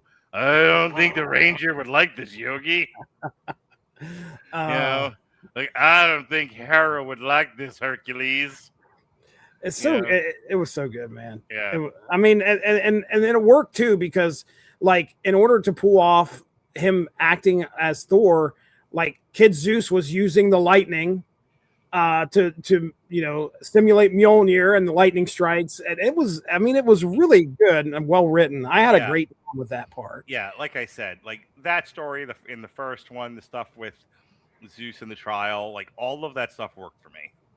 Right. Okay, so by the end of the Hercules arc part of it, they have Hercules has been bested as Thor, I guess you should say, and there is no invasion. But what happens? He retires again to the bedchambers alongside, even after she found out he was Hercules, even after she found out she was deceived. She was like, well, I never did find somebody that could, a playmate that could initiate the elvish tickler like you. And then they're off to bed. So, okay.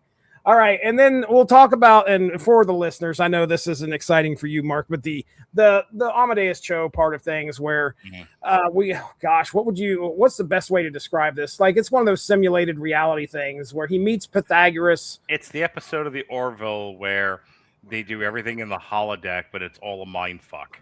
Perfect. That's exactly what happens. Pythagoras and Amadeus Cho kind of have a battle of wits. Amadeus figures things out, which was pretty neat. I mean, there was a reality there where they were playing a role-playing game, which I thought was pretty cool. And by the end of it, I sped through a lot of this. By the end of it, he defeats Pythagoras. There is a really interesting part at the end where Pythagoras is like, look, let's do this mano a mano. Pythagoras, who is a very old gentleman at this point, but he's like, let's do this mano a mano. Let's play Russian roulette. We put our hyper computer brains, I think is what they call our hyper brains, against each other. I'm going to point this at you. You dodge, and I'll try to anticipate where you're going to dodge to. And if I shoot you, great, I win. If I don't, you get the gun. We do the same thing back. And they're sitting there looking at each other. They're calculating. We got the calculating thing going on all over. And then Amadeus is like, no, you know what? I'm not going to play. He just walks away. And the other guy is just sitting there screaming like, no, I killed your parents. Because he was the one that enacted all of this. You don't want me to die? You do not want to kill me? And he's like, no, I've moved past that now. So it's another step in Amadeus Cho growing, the growth of a character. And there's a very great, I don't know how much you skip through, but there's a great point where he picks up the book on the bus that's the hero's journey. And what he starts to realize is like each part of the hero's journey that he's reading reflects exactly where he had been. And then he starts to realize what's coming by reading this book, which is pretty neat. But there's this thing about putting childish things away. And that's what he did. He decided if revenge was a childish thing, he put it away, and that's why he decided not to kill this guy.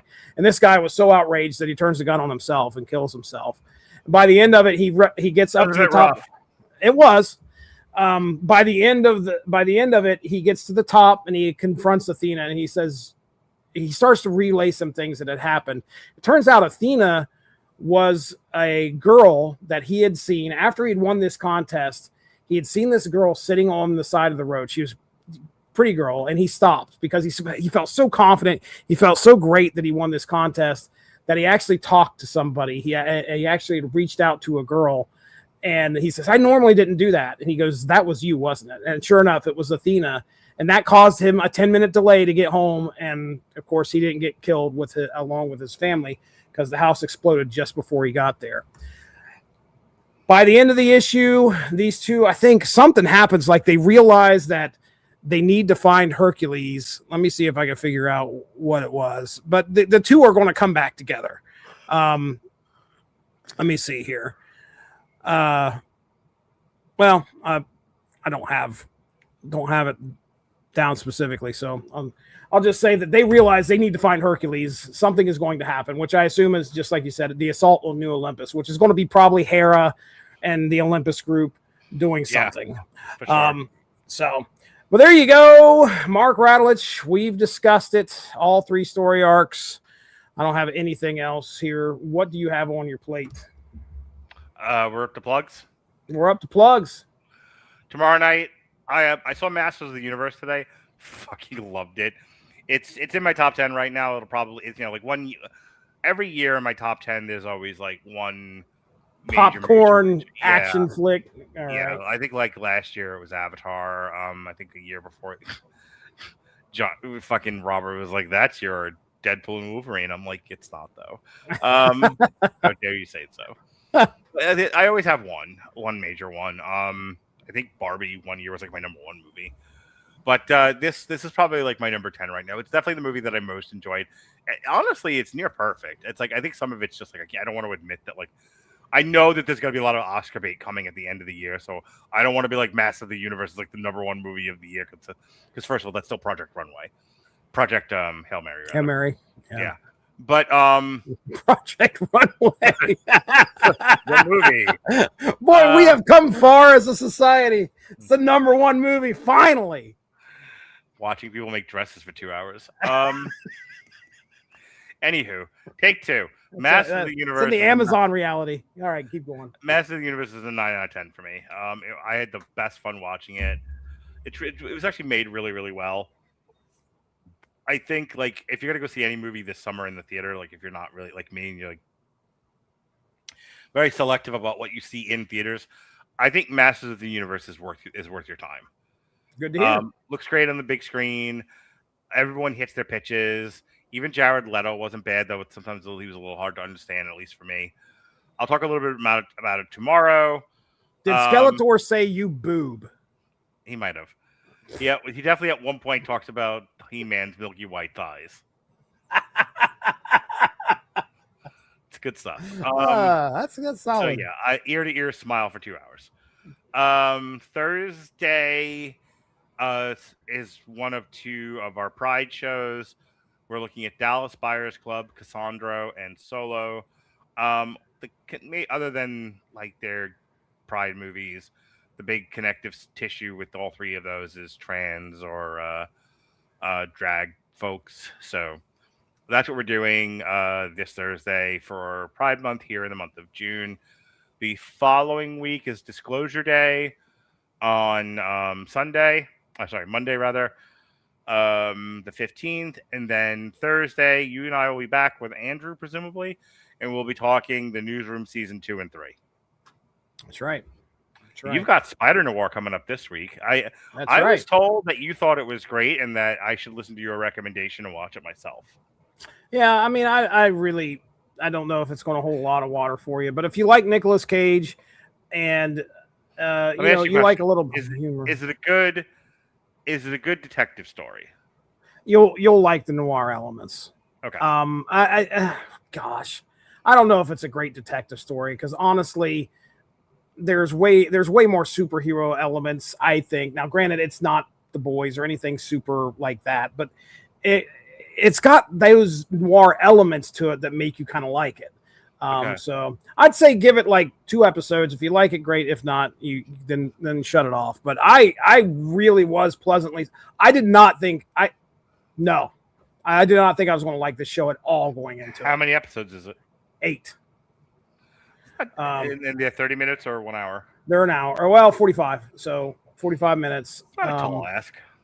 Yeah, I mean it's so. I mean I liked it. I'll just put that out there. And my wife actually liked it, and I thought she would not like it at all. So She kind of dug it. But yeah, that's coming up on the 10th. Right now, I mean, for the past week, I've dropped an episode of syndicated source material every day. I hadn't noticed because it's not the Flintstones. It is not. At this point, I think you're doing it to me on purpose. Maximum Carnage, parts 1 through 14. Why did you decide to do that one now? You're clearly not going in order anymore. I think I have. Actually, I don't know why. I feel like there was. Spider-Man's not going to come out till next month, and you're dropping a big Spider-Man thing. I honestly think that I had edited it and just was like, I'm going to get this out there. That's the only reason I can think of. I mean, but like, why that one and not Flintstones or anything else from where you left off when you were doing this weekly? I don't have any reason why, Mark. Actually, I feel like maybe I did do that. Well, maybe not. Just throw a dart at your spreadsheet, and whatever it lands on is what you do next. I don't know why. Maybe. You and Erica are like the worst. Like, if you ever witness a crime and the cops question you, I feel bad for those cops. Neither one of you can give fucking you, Erica, and my kids. I can't ever get a straight answer. Oh, poor Mark. Not everything fits in this nice little box. Whatever. Some stuff hangs out. Yeah, Max. I'm right. Details matter. Sure. I mean, well, hey, I'm not gonna deny that. Maximum Carnage parts 1 through 14. It wasn't 14 episodes. I put, I think, 2 together and got like 2 issues together, I should say. 20-minute, nice digestible stuff. Tomorrow, Mark Radulich, Maximum, the source. not Flintstones. Mark's crybaby space. Tomorrow starts our Drax epic here on Source Material. For the next 3 weeks, you will hear me and Mark talk about Drax in some form. Drax Earthfall, and then the CM Punk Drax story from issues 1 through 11. And then we have Supergirl, Woman of Tomorrow. Keep an eye out for that. That should be airing at some point as well. So it's Source Material all the time up until the end of May. I tell you, my son was like, "What the fuck is the point of Supergirl?"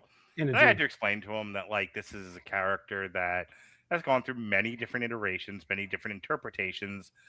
And because he was like, is that just her whole character? Is she's a drunk? I'm like, well, not necessarily. That is just one book, the way that presents her that way. But Supergirl, I tried to explain to him, like, the Crisis on Infinite Earths, Supergirl. And I said, her whole character was basically, she was sent as his protector. And by the time she got here, he didn't need protecting anymore. So she was kind of lost. And some interpretations have her younger. And we look at her trying to figure out what it's like to be a human when, she arrives as a teenager. Some of them have her older and she's having her adventures. And some of them have her more even powerful than Superman. Some of them not so much. And I said, there are many different, just like there are many different interpretations of Superman. There's just as many of Supergirl. And and he was like, does anyone like this character? And I'm like, yeah, she had multiple books. Oh, yeah. People were sad when she got killed in Crisis. I would say that she's as popular a character as any, based on the amount of iterations and books there have been. He was like, oh, okay. So what the fuck is this movie then? And he was like, this movie is one book and one interpretation of her. Yep. Of many. Yep. Yeah. It is not tracking well, by the way. That's what I've heard. And I think, yeah, there's definitely some stuff going on after the fact. Some comments, I think that Millie Alcock, is that her name?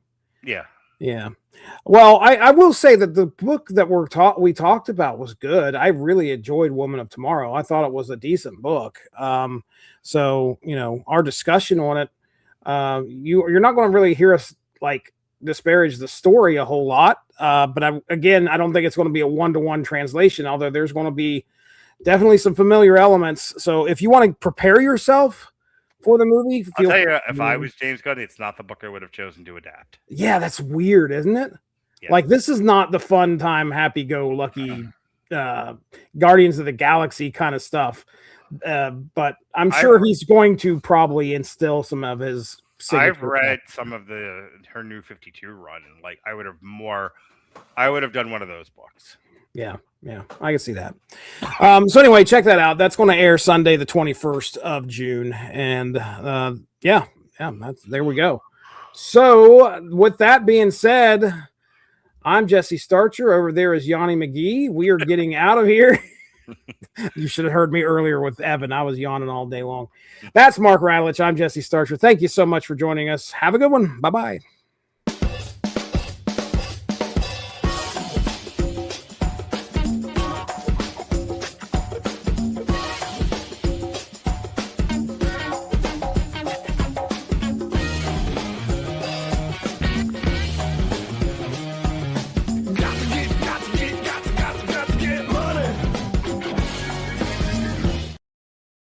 Jesse, we didn't do our song. Jesse, I have the recorder going still because we never did our song. Jesse, come back to me, Jesse. I am there. Okay. I don't want to turn my camera on because for some reason I can't record when I'm doing this. So, all right, let's go here. All right, I'm going to send you this line from I got. The wicked queens are always the comeliest, a beautiful collage of borrowed memories, old trauma, and bright distractions, leaving everyone to fill in the blanks and mistake confusion for love. That's the prompt? Put that into Remy. Okay. All right. I'm going to see if I can send it to you this way. Yeah. Yep. If you look in the studio, in the private chat, it'll be there. Got it. All right. Let's see what we got here. Whoa. Okay. Well, they've changed things up a little bit in Suno. Oh my God. I mean, it's not horrible, but now it's like, oh shit. I'm going to show you this. Share my screen. I don't usually, or let me see. This is like source material extra, by the way. Well, I have to share it anyway. I'm saying like, because I'm still recording. Cool. All right, so I'm going to do an entire screen, sharing system audio. All right. So look at this. So you're over here, where it says lyrics, we have write, and now we have prompt. Oh, so wow. This is different. Let's see if we got anything. A song called... Now, I wonder if it'll still let me do Remy. That's what I figured. I did it this way because you love the Remy. There it is. It's there. It's there. Okay. All right. So a song called The Wicked Queens Are Always the Comeliest, a beautiful collage of borrowed memories, old trauma, and bright distractions, leaving everyone to fill in the blanks and make mistake confusion for love. Okay. All right. Let's just... Hang on. Add this to it. Sung by a male about a female. Because sometimes Remy fucking mixes up the perspectives and the genders. It's a mess. Like, Frenchie Dirty Bomb is a great song, but it's like, it's two people just singing the song at each other. Okay. Sung by a male about a female. Yeah. What's our style going to be? It's got to be hair metal, right? Hair metal. Olympian metal. Olympian metal. All right. Are we going to epic Greek mythology? Epic Greek mythology. Mythology. Also, Sunset Boulevard sleaze.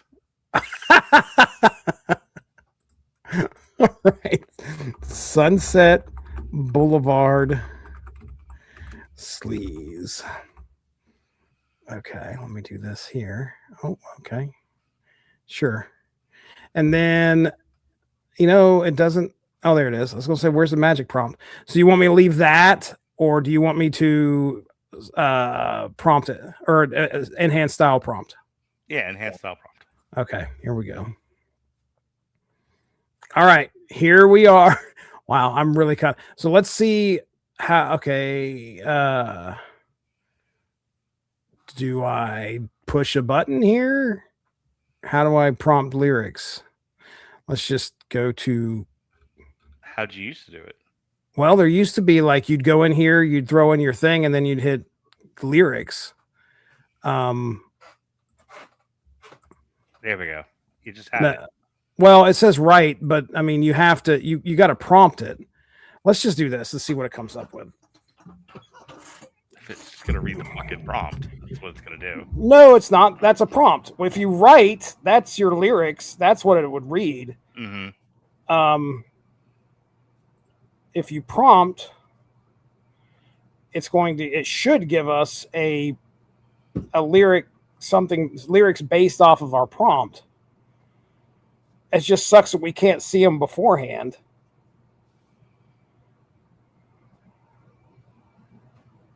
All right, let's see what we get here. What the fuck is that? All right, here we go.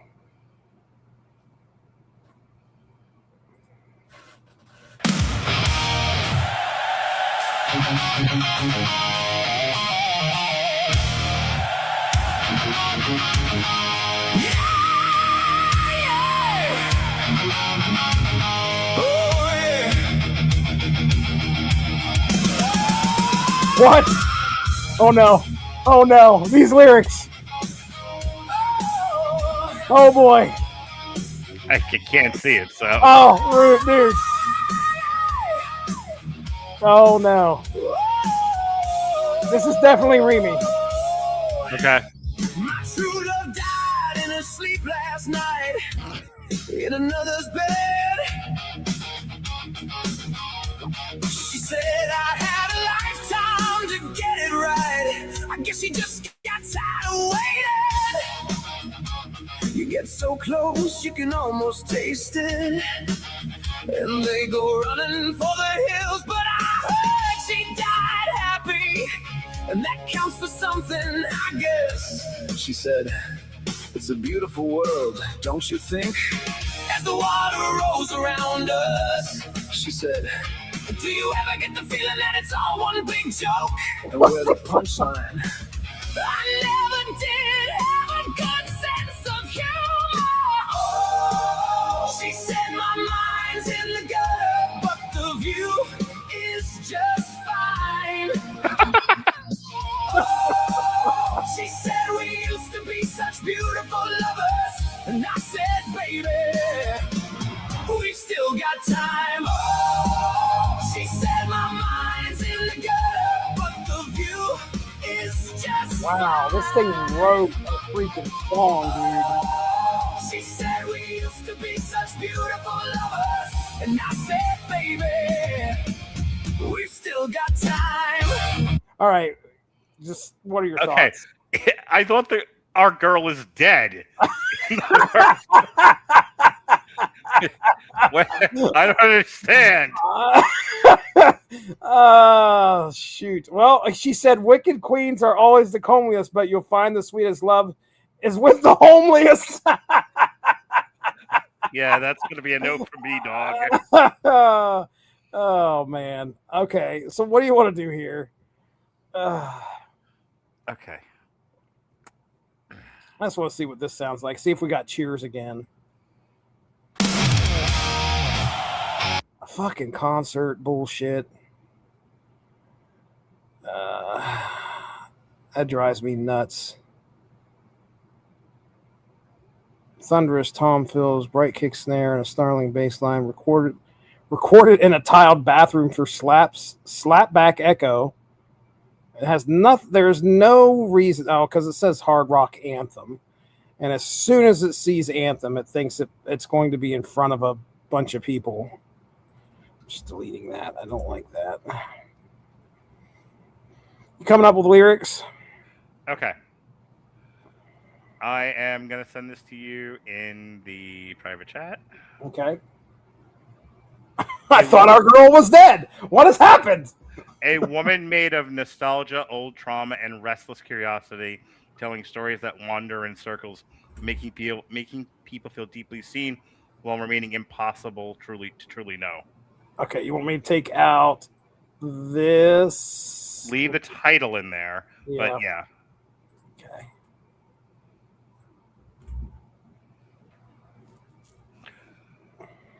Okay.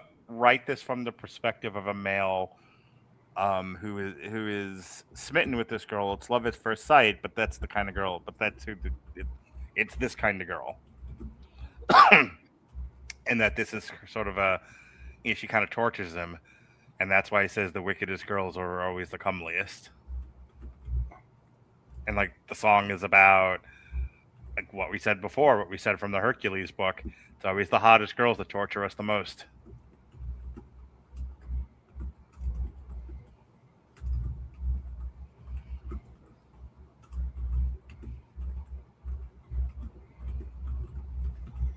Okay. It's like celebratory, but also resigned.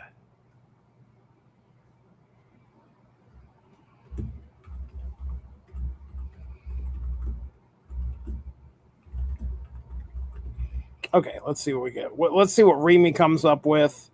Which again, I don't like the fact that I can't see the lyrics. Kind of bothers me. God, Remy's lyrics are still also like so fucking weird. They are, and that's why I love them. Let me do this over here. Okay, and then let's just do this. I'll see what it comes up with. Like, we'll do classic, and put that in there too. We'll create with that. Maybe that might make it a little bit more, might make a little bit more sense. That's ridiculous. Yeah, because there's some silly shit. All right, let's see what we get here. Why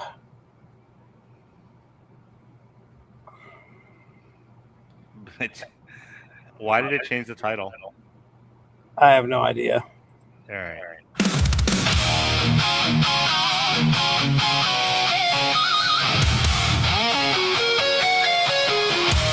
Oh shit! Oh, this was on it. Let me see if this is the girl that's singing this. Nope.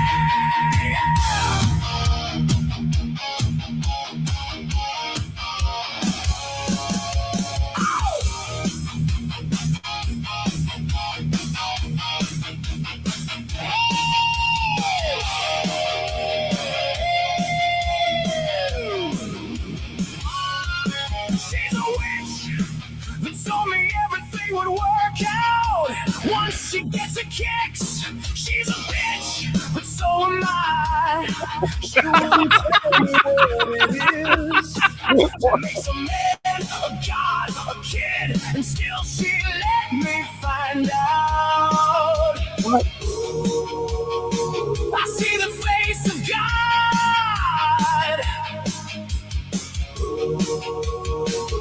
All around the pretty body. Interesting. The wicked queens are always the chameleons. Chameleons. The best, they will make you Wow. spin it all. Oh, And I swear to God, she looks just like the Virgin Mary. And she's gonna hurt me. oh yeah. She's gonna hurt me. Dude, I'm sorry, but that's awesome. I just wish the Coleus thing came out. I hope. Oh, dude, she's gonna hurt me. I hope. This was good lyrics.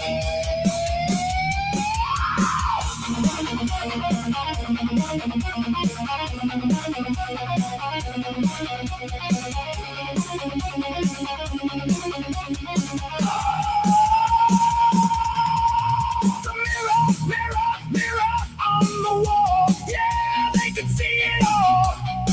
They never knew me at all, but I knew her.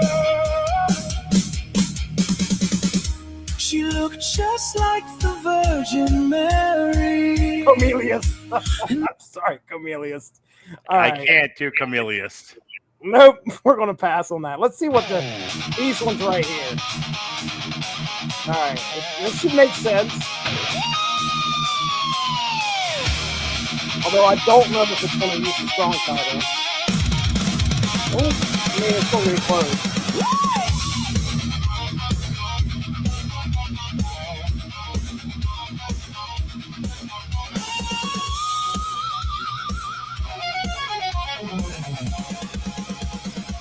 You walked in wearing my look, like you knew my name already. Old pain in your smile, and the dare in your hands. You talk in circles, I still lean in.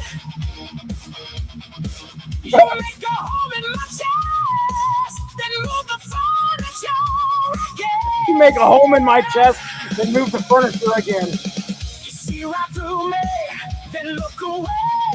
Say something tender, then make me wait. I swear I should run, I swear I should stay. You are the kind of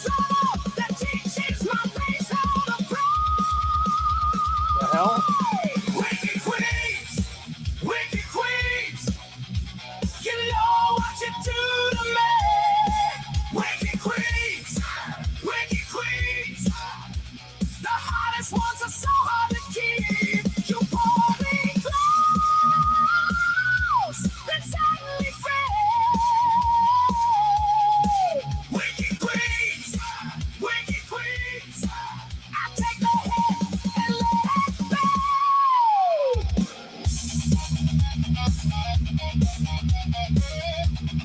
All right, what are you thinking? Well, the whole point was the whole title. It's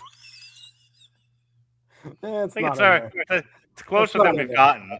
It's not in there. No. Let's You just might need listen to to- generate. You might need to generate another one there, pal. Let's do this. I mean, let's just take this.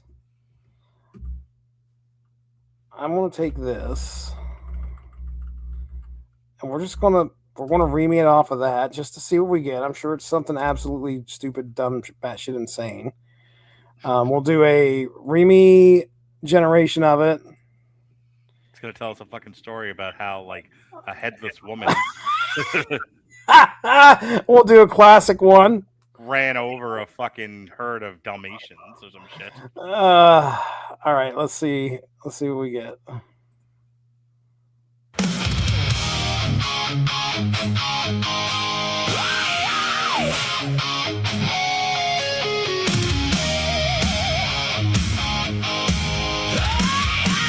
Well, we got a dude in the first lyric is "I'm a good girl, never been a problem child, but it's a bad world. Getting gentle gets you mauled."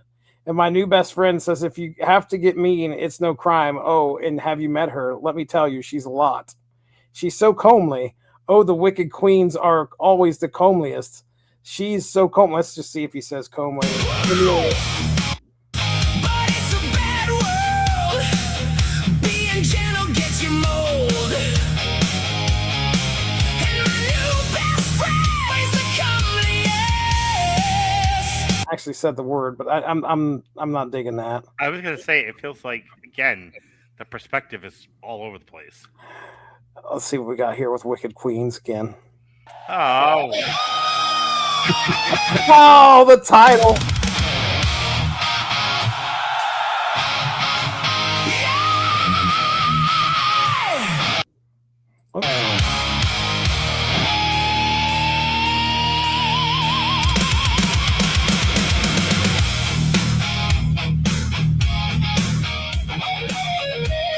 Not in the lyrics.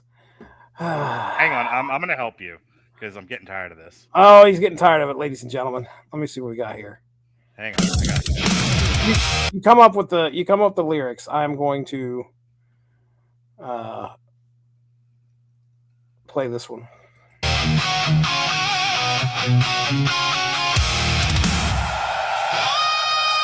Please, no more crowd noise. There's no reason to have crowd noise. It isn't even a freaking.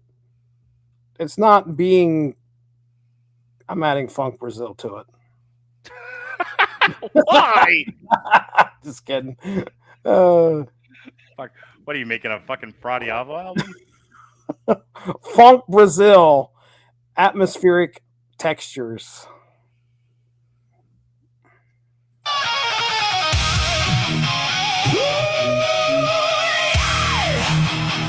You can't be a big, mean, nasty vocalist, male vocalist, and start the song with "I'm a good girl." How do you want this? The Facebook Messenger? Throw wherever it's easier for you. Okay.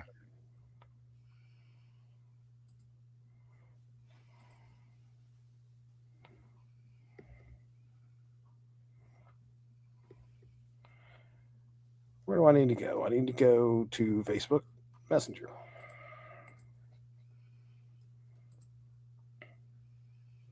All right. So here's it again. I had ChatGPT write lyrics based on some other information that I gave it, but I also gave it the lyrics and song structure to kickstart my heart. Okay. All right, here we go. Because you can't go wrong with Motley Crue. No, you cannot. All right, ladies and gentlemen. The wicked queens are always the comeliest. Karma, my camellia.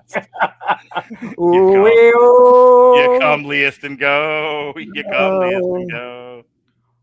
Oh boy, it loves calling it wicked queens. Ugh.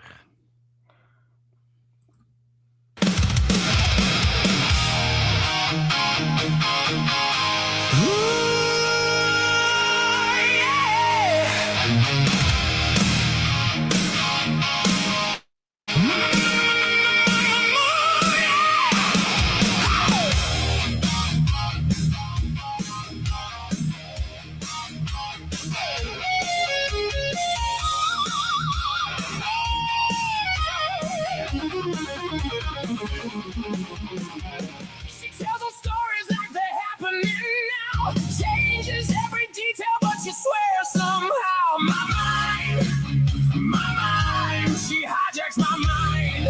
I like this. Yeah. Set the wrong part, cries at the right.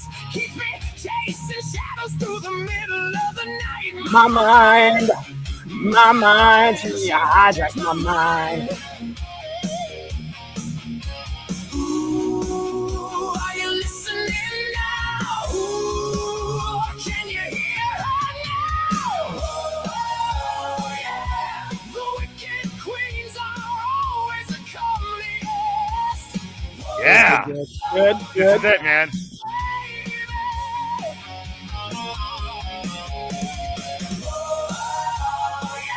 Beautiful enough to make confusion feel like love. Oh yeah, baby, yeah.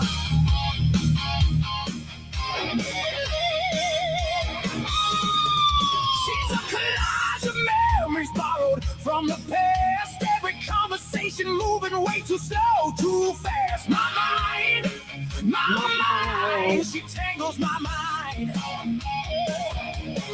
Says she misses me, then she's halfway gone. Leaves me holding on to what she doesn't stay upon. My mind, she tangles my mind. Yeah, are you following now? Yeah, can you see it now? Whoa, yeah, the wicked queens are always the comeliest. Whoa, yeah, baby. Whoa, yeah, beautiful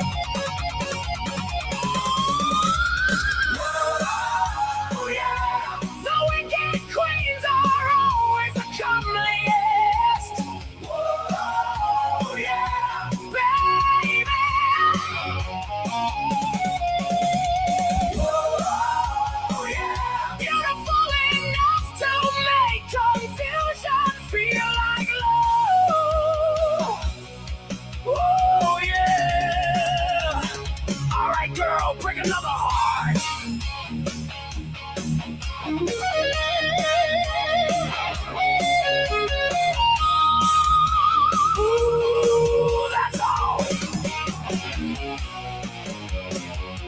The wicked queens are always the comeliest.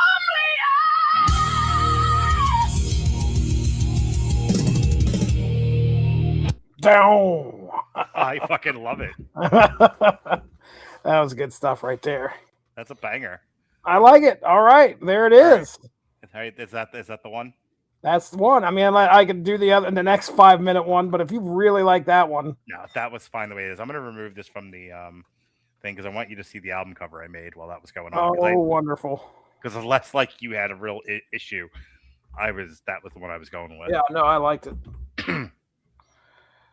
I'm going to create another one here. I'm just for my own shits. Do me a favor, change the musical style then into dancey industrial. Dancey industrial. Yeah, make it dancey industrial, but keep Sunset Boulevard sleaze. By the way, that's the album cover. Oh my gosh. That's funny.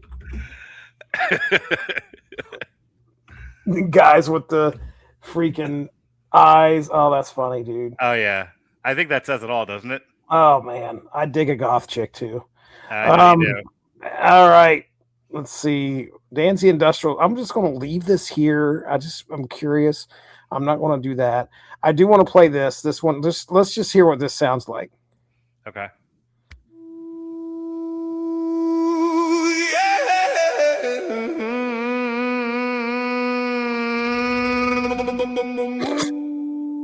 The fuck did you do?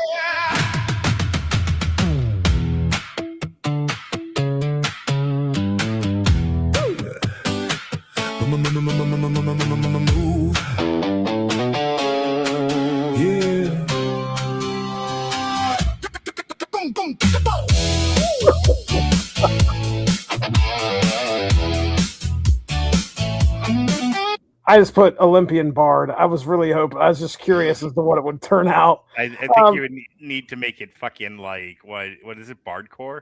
Bard, is that a thing? Okay, do me a favor. Do style is Bardcore and dancey 80s industrial.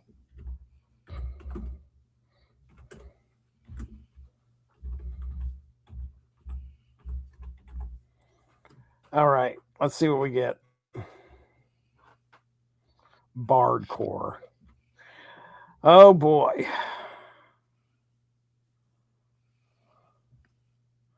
Man, I'm all excited to play with the Remy prompt now, just to play with that and see what I can come up with.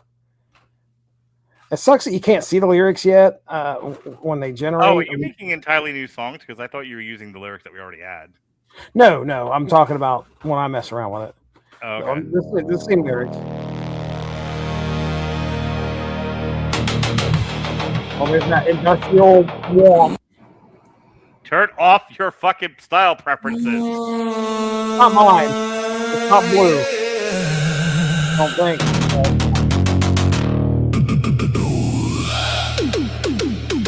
What the fuck, man?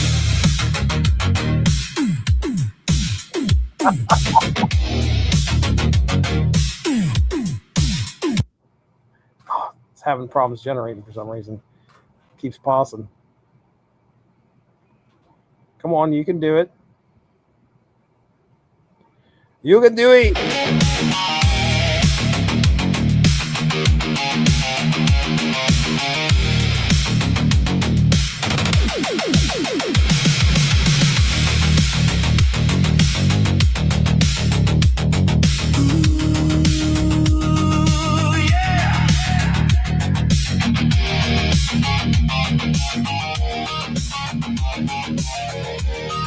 I think I can call it. Oh. The fuck? She tells those stories like they're happening now. Changes every detail, but she swears somehow my mind. She She hijacks my mind. Laughs at the wrong part, cries at the right. Keeps me chasing shadows through the middle of the night. My mind. Oh, it's having problems. My mind. She hijacks my mind. Ooh, are you listening now?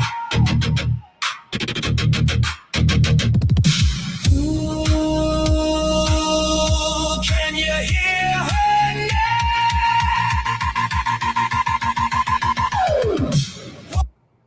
Ah! Oh, you're killing me. Yeah, the wicked queens are always the comeliest. Whoa, yeah, baby. Whoa, yeah, beautiful enough to make confusion feel like love. Whoa, yeah, baby.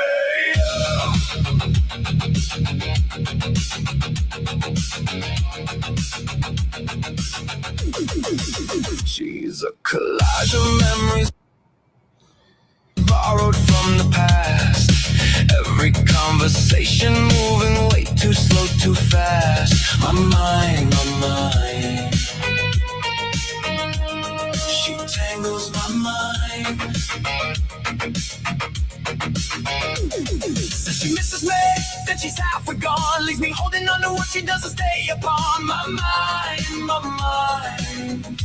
She tangles my mind. Oh my gosh. Yeah, are you following now?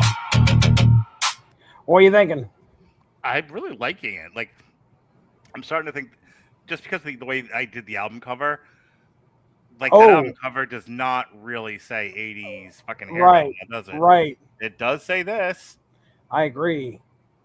I do agree. Yeah, can you see it now? What? Back up there. You're killing me, JL. Hey, they made it. You know, I don't know what's going on. Are you following now?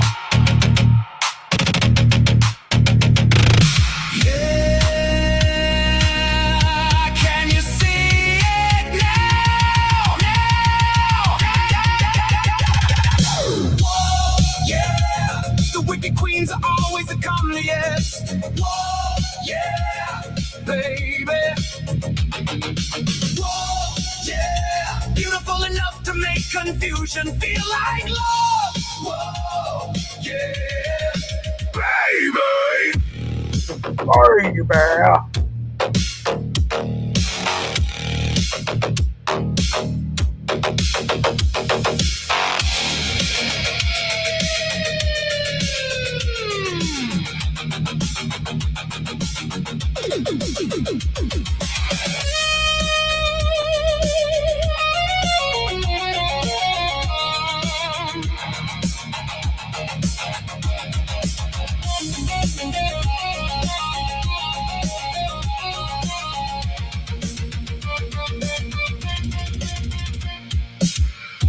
She's made of old wounds and bright distractions, half-finished dreams and impossible attractions. Everybody meets a different face. Everybody thinks they'll be the one that stays. She never meant to start a fire. She just lives wherever takes her higher. And the rest of us keep chasing smoke, trying to find the truth inside the jar. The wicked queens are always the comeliest. Whoa, yeah, baby. Whoa, yeah, beautiful enough to make confusion feel like love. Whoa, yeah, baby.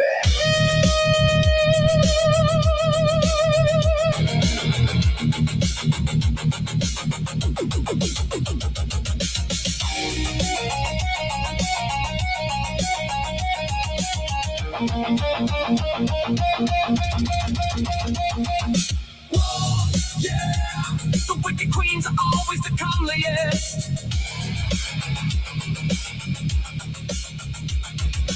Whoa, yeah, the wicked queens are always the comeliest.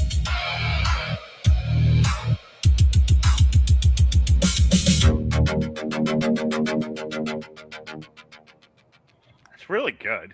I liked it. I like that. That's good stuff. Did you want me to try the other one? Sure. Whoa.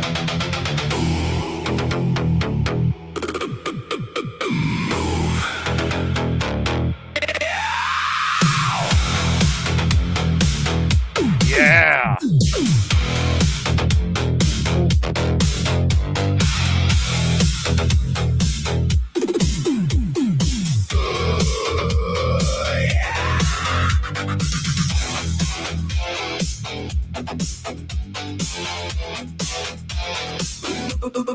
Ooh, yeah.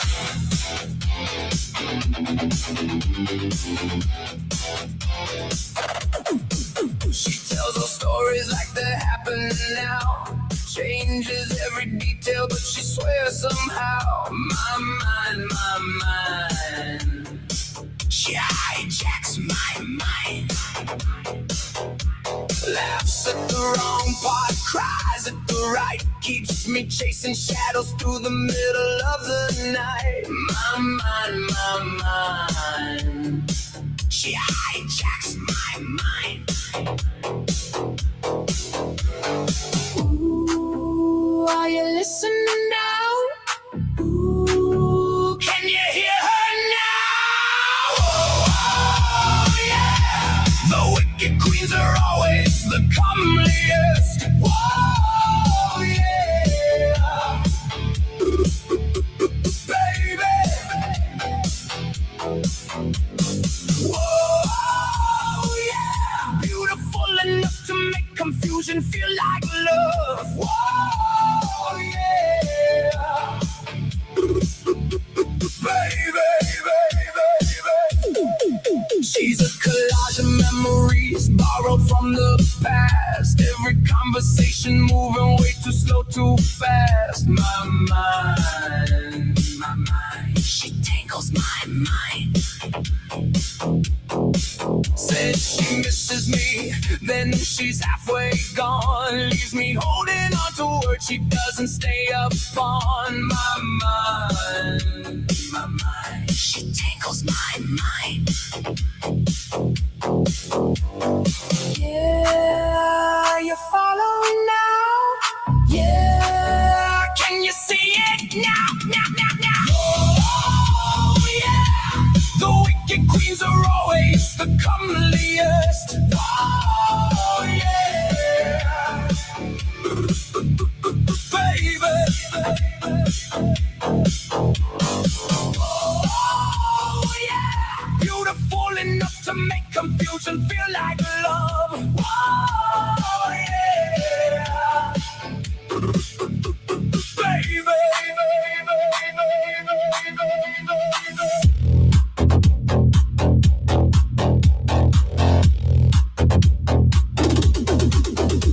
She's made of old wounds and bright distractions, half-finished dreams and impossible attractions. Everybody meets a different face. Everybody thinks they'll be the one that stays. She never meant to start a fire. She just lives wherever takes her higher, and the rest of us keep chasing smoke, trying to find the truth inside the joke. Whoa, yeah, the wicked queens are always the comeliest. Whoa, yeah, baby. Ooh, yeah, beautiful enough to make confusion feel like love. Whoa, yeah, baby.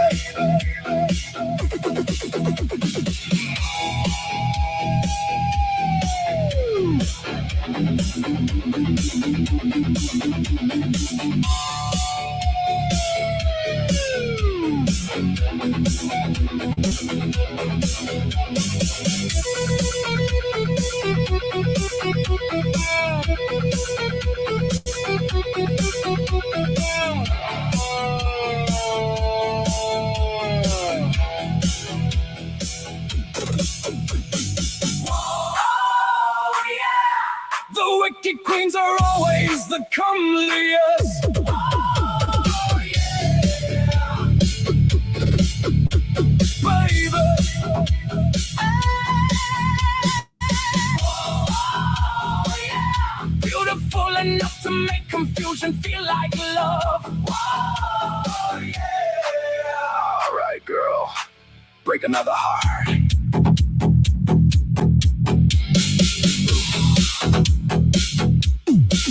That's all. The wicked queens are always the comeliest. And that's the truth. That's the best. Is that the one you downloaded? Yeah, that's the one I grabbed. Okay, we're done for the night. That is the one I grabbed. I'm getting ready to send it over. That was good stuff, man. That was the stuff. It's funny where we start and where we land, isn't it? I'm glad you went industrial. I think it works, especially like you said for the album cover or the song cover. You realize it's like a lot of what we've done lately. The Rob Zombie song, the last sessions, then Hoobastapa, which I fucking I fucking yelled that at my kids now. I'm just like, Hoobastapa! Stop it! Oh man. All right, man. I'm not gonna play the outro again, but that was a lot of fun. Yeah, it was good times. Good times. All right, Jesse. You have a good night. Yeah, you do the same. I'll talk to you later. Bye. Bye-bye.